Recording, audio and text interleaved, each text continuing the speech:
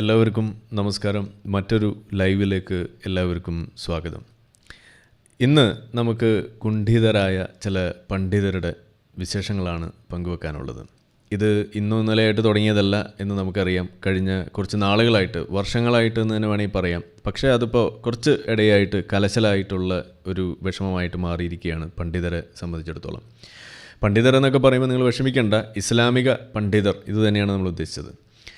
അപ്പോൾ നമ്മൾ സാധാരണ പറയാറുള്ളത് പോലെ വാർത്ത എന്ത് എന്ന് പറയലല്ല നമ്മളുടെ ഒരു ഉദ്ദേശം. അത് നിങ്ങൾക്ക് ഇതിനോടകം തന്നെ പരിചയമുള്ള കാര്യങ്ങളായിരിക്കും, നിങ്ങൾ വായിച്ചിട്ടുണ്ടാവും. പക്ഷേ അതിൻ്റെ പിന്നാമ്പുറത്ത് ചില കാര്യങ്ങൾ നമ്മൾ അറിയേണ്ടതുണ്ട്. ഇത് എങ്ങനെയാണ് നമ്മുടെ സമൂഹത്തിനെ ബാധിക്കാൻ പോകുന്നത്, ഏത് വിധേനയാണ് നമ്മുടെ സമൂഹത്തിൽ ഇതൊരു ചലനമുണ്ടാക്കാൻ പോകുന്നത് എന്നത് സംബന്ധിച്ചിട്ടുള്ള ചില കാര്യങ്ങളാണ്. പ്രത്യേകിച്ച് ഇസ്ലാമിക് ഫെമിനിസ്റ്റുകൾ എന്നൊക്കെ വിളിച്ചു കൂവി നടക്കുന്ന കുറച്ച് ആളുകൾ ഇവിടെ ഉണ്ടാകുമ്പോൾ അവർ കാണേണ്ട ചില കാര്യങ്ങൾ, അവർ അറിയാതെ അല്ലെങ്കിൽ മനഃപൂർവ്വം ഒളിപ്പിച്ചു വെച്ചിരുന്ന ചില കാര്യങ്ങൾ, ഇതൊക്കെയാണ് നമുക്ക് ഇന്ന് പുറത്ത് പറയാനുള്ളത്. അപ്പോൾ അതിനെക്കുറിച്ചുള്ള ആ വിശദമായ ചർച്ചയിലേക്ക് നമുക്ക് കിടക്കാം.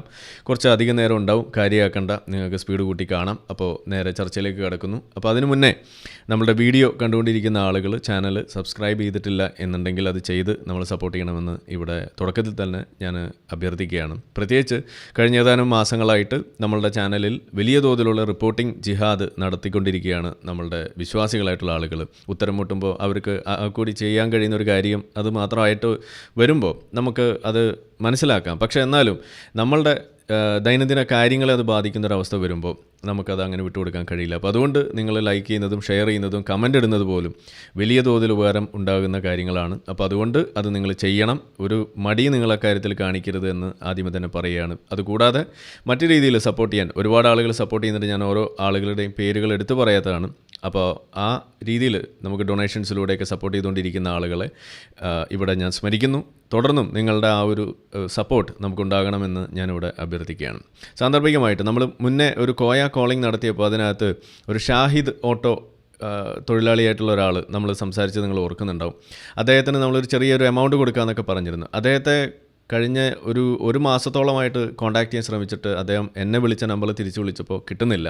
അപ്പോൾ ഇത് ആരെങ്കിലും കേൾക്കുന്നുണ്ട് എങ്കിൽ ആ വ്യക്തിയെ നിങ്ങൾക്ക് അറിയാമെങ്കിൽ അദ്ദേഹത്തിനെ ഒന്ന് അറിയിക്കുക. അദ്ദേഹത്തിൻ്റെ ഒരു ചെറിയൊരു തുക നമ്മൾ അന്ന് പറഞ്ഞത് പ്രകാരം കുറച്ച് ആളുകൾ നമുക്ക് അയച്ചു തന്നതൊക്കെ ഉണ്ട്, അതൊക്കെ കൂടി ചേർത്ത് നമുക്ക് കൊടുക്കാനുണ്ട്.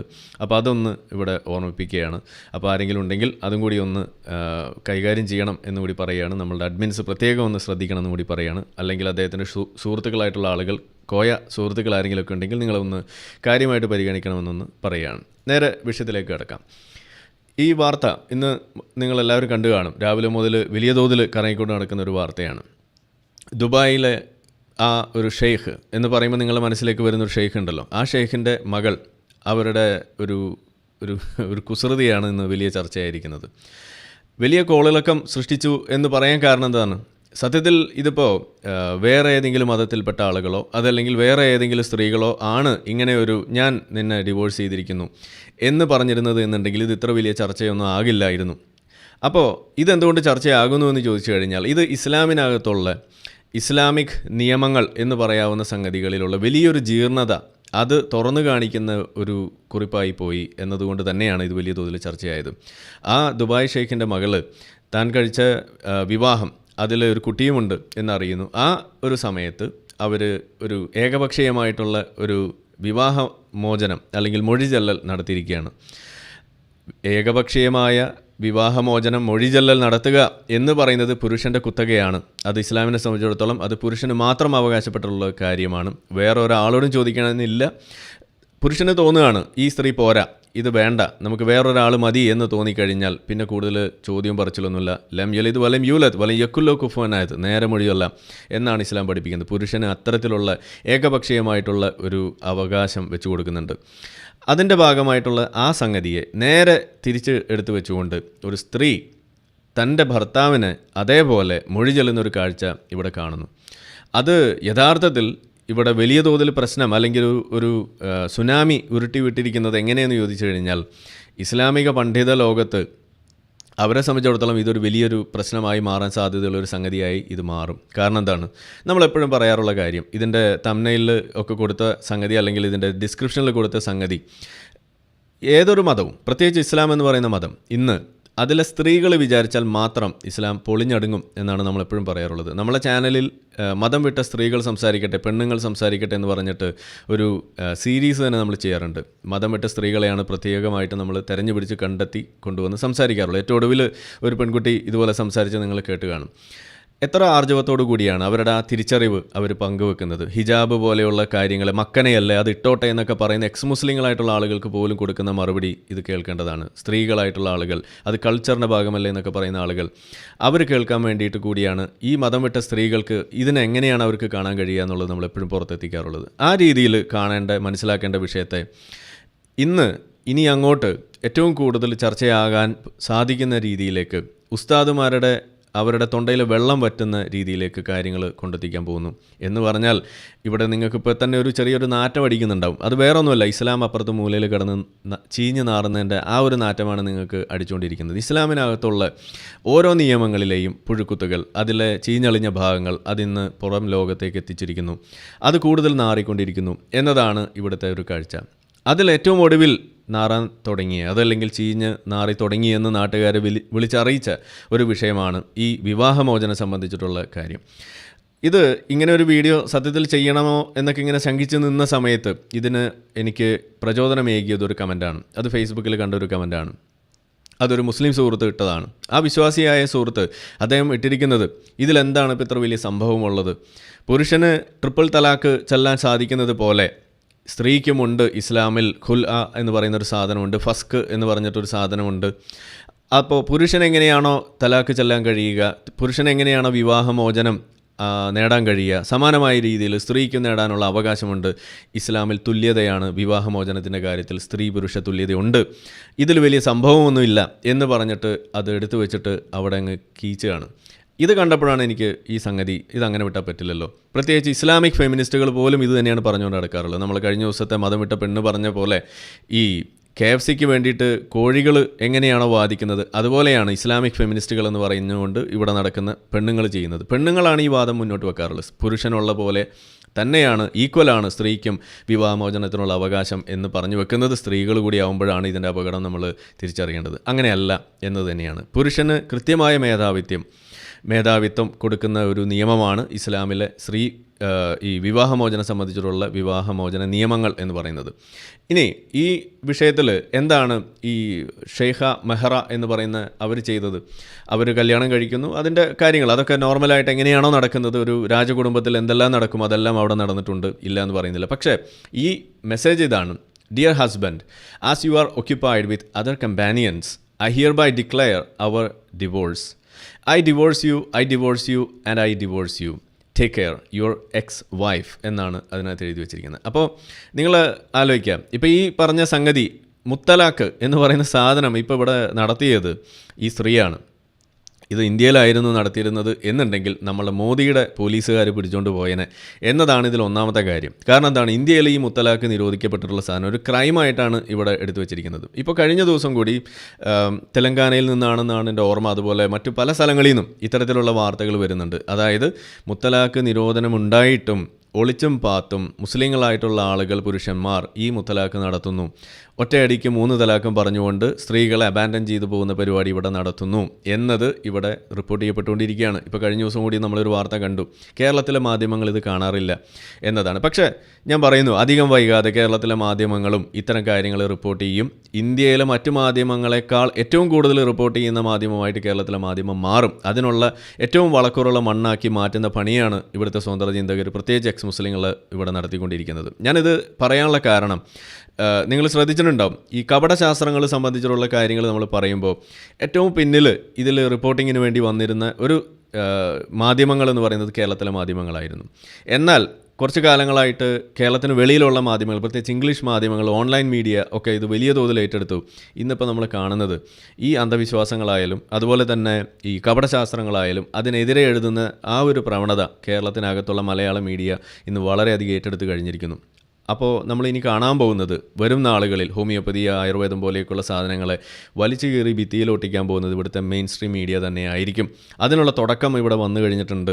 അതിൻ്റെ ചില കാര്യങ്ങൾ നമുക്ക് സൂചനകൾ കിട്ടിയിട്ടുണ്ട്, ചില കാര്യങ്ങൾ ഇവിടെ വരാൻ കിടക്കുന്നു, നമ്മളതിൽ ഏർപ്പെട്ടുകൊണ്ടിരിക്കുകയാണ്. അതിവിടെ നടക്കുന്നു എന്ന് തന്നെയാണ് നമുക്ക് കാണാൻ കഴിയുന്നത്. എന്ന് പറഞ്ഞ പോലെ ഈ മതങ്ങളും വിശ്വാസങ്ങളെ സംബന്ധിച്ചുള്ള കാര്യങ്ങളിലും ഇന്നിപ്പോൾ നമ്മൾ കാണുന്നത്, പ്രത്യേകിച്ച് ഇസ്ലാമിൻ്റെ വിഷയം വരുന്ന സമയത്ത് അവിടെ എപ്പോഴും ഒരു ബാക്ക് ഫുട്ടിലാണ് കേരളത്തിലെ മീഡിയ ചെയ്യാറുള്ളൂ. പക്ഷേ ഇനി അതായിരിക്കില്ല കഥ എന്നതാണ് എനിക്കിവിടെ പറയാനുള്ളത്. ആ രീതിയിലേക്ക് ഇവിടെ മാറിക്കഴിഞ്ഞാൽ ഏറ്റവും വലിയ മാറ്റം ഉണ്ടാകാൻ പോകുന്നത് ഇന്ത്യയിൽ തന്നെ കേരളത്തിലായിരിക്കും എന്നും കൂടിയാണ് ഇവിടെ എനിക്ക് പറഞ്ഞു വെക്കാനുള്ളത്. അപ്പോൾ ഞാൻ പറഞ്ഞത് ഈ മുത്തലാഖ് സംബന്ധിച്ചിട്ടുള്ള നിയമങ്ങൾ അത് ഇന്ത്യയിൽ എങ്ങനെയാണോ നിൽക്കുന്നത്, സമാനമായ പല തരത്തിലുള്ള നിയമങ്ങൾ കേരളത്തിന് വെളിയിൽ, ഇന്ത്യക്ക് വെളിയിൽ, അറബ് രാഷ്ട്രങ്ങളിൽ പലതിലും ഇതൊക്കെ ഉണ്ട്. ഈ മുത്തലാഖൊക്കെ പല അറബ് രാഷ്ട്രങ്ങളിൽ നിരോധിച്ചത് തന്നെയാണ്. പക്ഷേ ഇവിടെ ഇത് പറഞ്ഞു വെക്കുമ്പോൾ പല കാര്യങ്ങളാണ് ഇതിലൂടെ സൂചനയായിട്ട് വരുന്നത്. ഒന്ന്, ഇങ്ങനെ ഒരു സാധനം അത് പുരുഷന്മാരുടെ ഒരു പ്രിവിലേജ് ആയിട്ടുണ്ട് എന്നുള്ള ഒരു വളരെ കൃത്യമായ ഡിറക്റ്റ് ആയിട്ടുള്ള കോൺസ്പിക്വസ്ലി അത് എക്സ്പ്രസ് ചെയ്തിരിക്കുന്നു എന്നത് തന്നെയാണ് ഇതിൽ ഒന്നാമത്തെ കാര്യം. അതായത് ഒരു അറബ് രാഷ്ട്രത്തിൽ അല്ലെങ്കിൽ ഒരു ഇസ്ലാമിക് സെറ്റിങ്ങിൽ, പ്രത്യേകിച്ച് ഇസ്ലാമിൻ്റെ നിയമങ്ങൾ മാത്രം പാലിക്കപ്പെടുന്ന അത്തരത്തിലുള്ള ആ ഒരു സാഹചര്യത്തിൽ ഇസ്ലാമിക രാജ്യത്തിൽ ജീവിക്കുന്ന ഒരാളെ സംബന്ധിച്ചിടത്തോളം അവരുടെ ജീവിതത്തിൻ്റെ ഒരു അവിഭാജ്യ ഘടകം തന്നെയാണ് ഇത്തരത്തിലുള്ള നിയമങ്ങൾ. അത് ഏറ്റവും ഭംഗിയായിട്ട് അത് പുരുഷന്മാരെ ആസ്വദിക്കുന്നു എന്നതാണ് അവിടുത്തെ ഒരു നോർമലായിട്ടുള്ള കാര്യം. അതൊരാൾക്കും ചോദ്യം ചെയ്യാൻ കഴിയാറില്ല, അതൊരാളും ചോദ്യം ചെയ്യാൻ മുതിരാറുമില്ല. ഇത് ഈ വിവാഹത്തിൻ്റെ കാര്യത്തിൽ മാത്രമൊന്നുമില്ല, അടിമകളെ വെക്കുന്ന കാര്യം പോലും ഇന്നും പല അറബ് രാഷ്ട്രങ്ങളിലും അത് അവിടെ നടക്കുന്നു. എന്തുകൊണ്ട് നടക്കുന്നു? ഇസ്ലാം അത് അനുവദിക്കുന്നു, അതുകൊണ്ട് അത് നടക്കുന്നു. ഇത് എന്തുകൊണ്ട് ഇത് നടക്കുന്നു? പുറത്ത് നിയമങ്ങൾ ചിലപ്പോൾ അത് പറ്റില്ല എന്നൊക്കെ പറയുമായിരിക്കും. ഇപ്പോൾ ഈജിപ്തിനെ പോലുള്ള രാജ്യങ്ങൾ, പല രാജ്യങ്ങളും ഈ മുത്തലാഖൊക്കെ പുരുഷന്മാർക്ക് ഇവിടെ നിരോധിച്ച്, ഇന്ത്യയിൽ നിരോധിച്ച പോലെ തന്നെ പല സ്ഥലങ്ങളിലും നിരോധിച്ചിട്ടുണ്ട്. പക്ഷേ ഇതുപോലെയുള്ള സാധനങ്ങൾ, ഈ നിക്കാഹ് ഹലാല പോലെയുള്ള സാധനങ്ങളൊക്കെ ഇന്നും പല അറബ് രാഷ്ട്രങ്ങളിലും ഒളിച്ചും പാത്തുമൊക്കെ നടക്കുന്നു. എന്തുകൊണ്ടാണ് നടക്കുന്നത്? കാരണം ഇസ്ലാം അത് അനുവദിക്കുന്നുണ്ട്. അതായത് ഗോൾഡ് സ്മഗ്ലിംഗ് എന്ന് പറയുന്നത് അത് രാജ്യം നിരോധിച്ചാലും ഇസ്ലാമിൻ്റെ കണ്ണിൽ അത് ഹലാലാണ്. കാരണം എന്താണ്? ഗോൾഡ് ഹലാലാണ്. അതിനകത്തൊരു ഇൻഹറൻ്റ് ആയിട്ട് അതിന് ഹറാമാക്കുന്ന ഒരു സാധനം ഇല്ലാത്തത് കൊണ്ട് നിങ്ങൾക്കത് ഡീൽ ചെയ്യാം, നിങ്ങൾക്ക് കച്ചവടം ചെയ്യാം എന്നാണ് ഇസ്ലാമിൻ്റെ ഫത്വ. നിങ്ങൾക്ക് അത് കാണാവുന്നേ ഉള്ളൂ, മുന്നേ നമ്മളിവിടെ ചർച്ച ചെയ്തിട്ടുള്ളതാണ്. അപ്പോൾ അതേപോലെ ഈ നിയമങ്ങൾ ഇസ്ലാമിനകത്തുള്ളതാണ്, അത് അനുവദനീയമായ നിയമമാണ്. രാജ്യം അത് അനുവദിക്കുന്നുണ്ടോ ഇല്ലയോ എന്നുള്ളത് വേറെ വിഷയമാണ്. അപ്പോൾ ഇവിടെ സംഭവിക്കുന്നത് എന്താണ്? ഇസ്ലാമിനെ ഉയർത്തി വെക്കുന്നതിൻ്റെ ഭാഗമായിട്ട് പല ഫാമിലീസിൽ ഇത് ഇന്ന് നടക്കുന്നു. ഇന്നിപ്പോൾ നമ്മളിത് വിട്ടിട്ട് ഇന്ത്യയിലേക്ക് തന്നെയാണ് വരുന്നതെന്നുണ്ടെങ്കിൽ, ഇപ്പോൾ 18 വയസ്സിന് മുകളിലുള്ള ആളുകൾക്ക് മാത്രമാണ് ലീഗലി കല്യാണം കഴിക്കുന്നതിനൊക്കെ വേണ്ടിയിട്ട് നമ്മൾ പറയാറുണ്ട്. 21 വയസ്സാക്കുന്നതിനെ കുറിച്ചൊക്കെ നമ്മൾ പറയുന്നു. അപ്പോഴും നമ്മുടെ നാട്ടിൽ ബാലവിവാഹം നടക്കുന്നു. എന്തുകൊണ്ട് നടക്കുന്നു? ഒളിച്ചും പാത്തും നടക്കുന്നു. കഴിഞ്ഞ ദിവസം നമ്മൾ റിപ്പോർട്ട് കണ്ടു, പെരുമ്പാവൂരടുത്ത ഒരു പള്ളിയിൽ 16 വയസ്സ് 15 വയസ്സുള്ള പെൺകുട്ടികളെ ഇതുപോലെ രഹസ്യമായിട്ട് നേരം വെളുക്കുന്നതിന് മുന്നേ സുബൈ നിസ്കാരമൊക്കെ കഴിഞ്ഞിട്ട് നിക്കാഹ് ചെയ്തു കൊടുക്കുന്ന ചില വാർത്തകൾ പുറത്തേക്ക് വന്നിട്ട്, രാത്രി 10 മണിക്ക് ശേഷം നിക്കാഹ് നടത്തി കൊടുക്കുന്നത് ഇവിടെ റിപ്പോർട്ട് ചെയ്യപ്പെട്ടിട്ടുണ്ട്. എന്തുകൊണ്ടാണ് അത് നടക്കുന്നത്? ആരാണത് നടത്തുന്നത്? മുസ്ലിങ്ങൾ തന്നെയാണ് നടത്തുന്നത്. എന്തിനാണ് നടത്തുന്നത്? എന്തുകൊണ്ടാണ് നടത്തുന്നത്?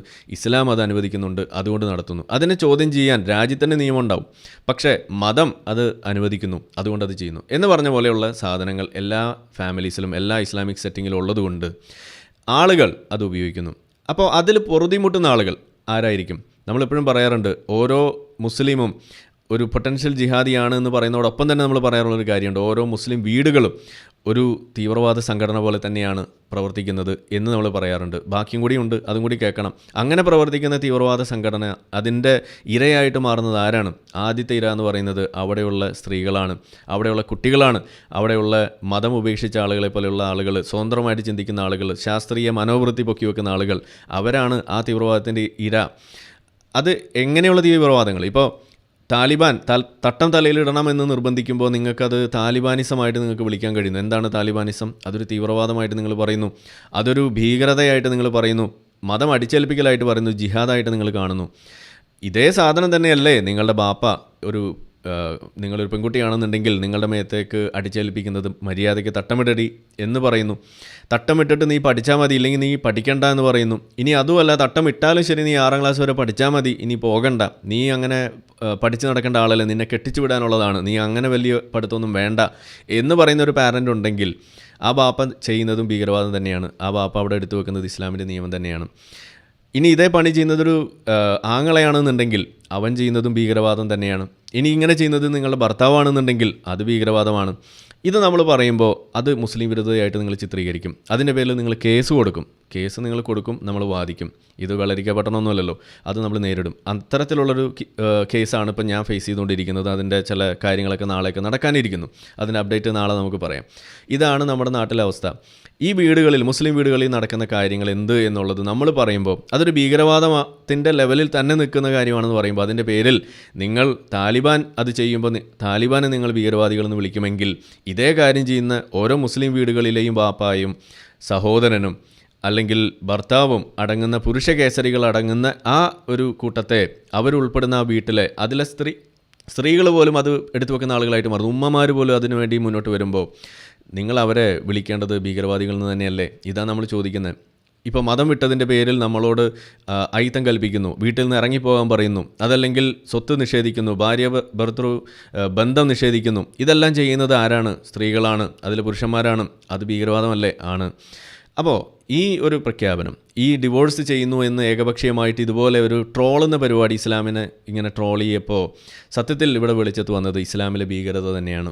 ഇതാണ് ഇവിടെ നടക്കുന്നത്. ഈ മതത്തിൻ്റെ ഉള്ളിൽ, മതവീടുകളിൽ, മത അകത്തളങ്ങളിൽ നടക്കുന്നത് ഇത്തരത്തിലുള്ള ഭീകരതയാണ്. വൺ സൈഡഡ് ആയിട്ടുള്ള, സ്ത്രീകളെ അടിച്ചമർത്തുന്ന, സ്ത്രീകളെ പുല്ലുവില കൽപ്പിച്ചുകൊണ്ട് പുരുഷന്മാർക്ക് തോന്നിയതുപോലെയുള്ള നിയമങ്ങൾ എടുത്ത് ഉപയോഗിക്കാനുള്ള ആ ഒരു അവസരം അത് മതം വെച്ച് നൽകുന്നുണ്ട്. അതൊരിക്കലും പുരുഷന് തിരിച്ചറിയാൻ കഴിയാത്ത സാധനമാണ് എന്നതാണ് ഇതിലെ വിഷയം. ഞാൻ എപ്പോഴും പറയാറുണ്ട്, നമ്മളുടെ ആ ഒരു കുറിപ്പ് പണ്ട് എഴുതി വലിയ വൈറലായി പോയ സാധനമാണ്. അതായത് ഞാൻ മതം വിടാനുണ്ടായ ആ ഒരു ഘട്ടത്തിൽ ഏറ്റവും കൂടുതൽ എന്നെ ബാധിച്ചൊരു തിരിച്ചറിവ് എന്ന് പറയുന്നത് ഈ സംഗതിയായിരുന്നു. നമ്മൾ അന്ന് ആ ഒരു ഫസ്റ്റ് ഡിവോഴ്സ് നടക്കുന്ന സമയത്ത്, അന്ന് ആ വൈഫും ഞാനും ഉണ്ടായിരുന്ന സമയത്ത് ഞാൻ വളരെ വലിയൊരു വിശ്വാസം കൊണ്ട് നടക്കുന്ന ഒരാളും അവർ ഒരു ഇസ്ലാമിക് ഫെമിനിസ്റ്റിൻ്റെ ലെവലിൽ നിൽക്കുന്ന ഒരാളും ആകുമ്പോൾ, അവർ ചില ഇക്വാലിറ്റിക്ക് വേണ്ടി നിൽക്കുമ്പോൾ ഞാൻ എടുത്തു വെക്കുന്നത് മതത്തിലെ പച്ചയായ നിയമങ്ങൾ. ഞാൻ നോക്കുമ്പോൾ ഇത് എനിക്കാണ് അനുകൂലം. ആ കണ്ണുകൊണ്ട് ഞാൻ നോക്കുമ്പോൾ അവളാണ് സത്യത്തിൽ കുറവുള്ള ആൾ, അവളാണ് ശരിക്കും തൻ്റെ ഇടക്കാരി, അവളാണ് ശരിക്കും ഇസ്ലാമിക വിരുദ്ധമായിട്ട് നിലനിൽക്കുന്നത് എന്ന് കാണിക്കാൻ എനിക്ക് സാധിക്കുന്നു. അതിൻ്റെ പേരിൽ അവരെ എനിക്ക് ബുള്ളി ചെയ്യാൻ കഴിയുന്നു, അവരെ എനിക്ക് കൊച്ചാക്കാൻ കാണിക്കാൻ പറ്റുന്നു. ഇതെല്ലാം നമ്മൾ ചെയ്തത് അതൊരു വലിയ തെറ്റായിപ്പോയി, അത് ശരിയല്ല, ഇതാണല്ലോ ഞാൻ ചെയ്തത് എന്ന് പിന്നീട് എനിക്ക് മനസ്സിലാകുമ്പോഴാണ് ഇതിലൊരു കുറ്റബോധം നമുക്ക് തോന്നുന്നത്. ഓ, ഇതാണല്ലേ നമ്മളെക്കൊണ്ട് ഇത് ചെയ്യിച്ചത്, ഇത് എൻ്റെ കുഴപ്പമല്ല, എന്നെക്കൊണ്ട് ഈ മതമാണ് ഇത് ചെയ്യിച്ചത്, ഈ മതത്തിലെ നിയമം എന്നെക്കൊണ്ട് ഉപയോഗിപ്പിക്കുക മാത്രമാണ് അവിടെ നടന്നത്.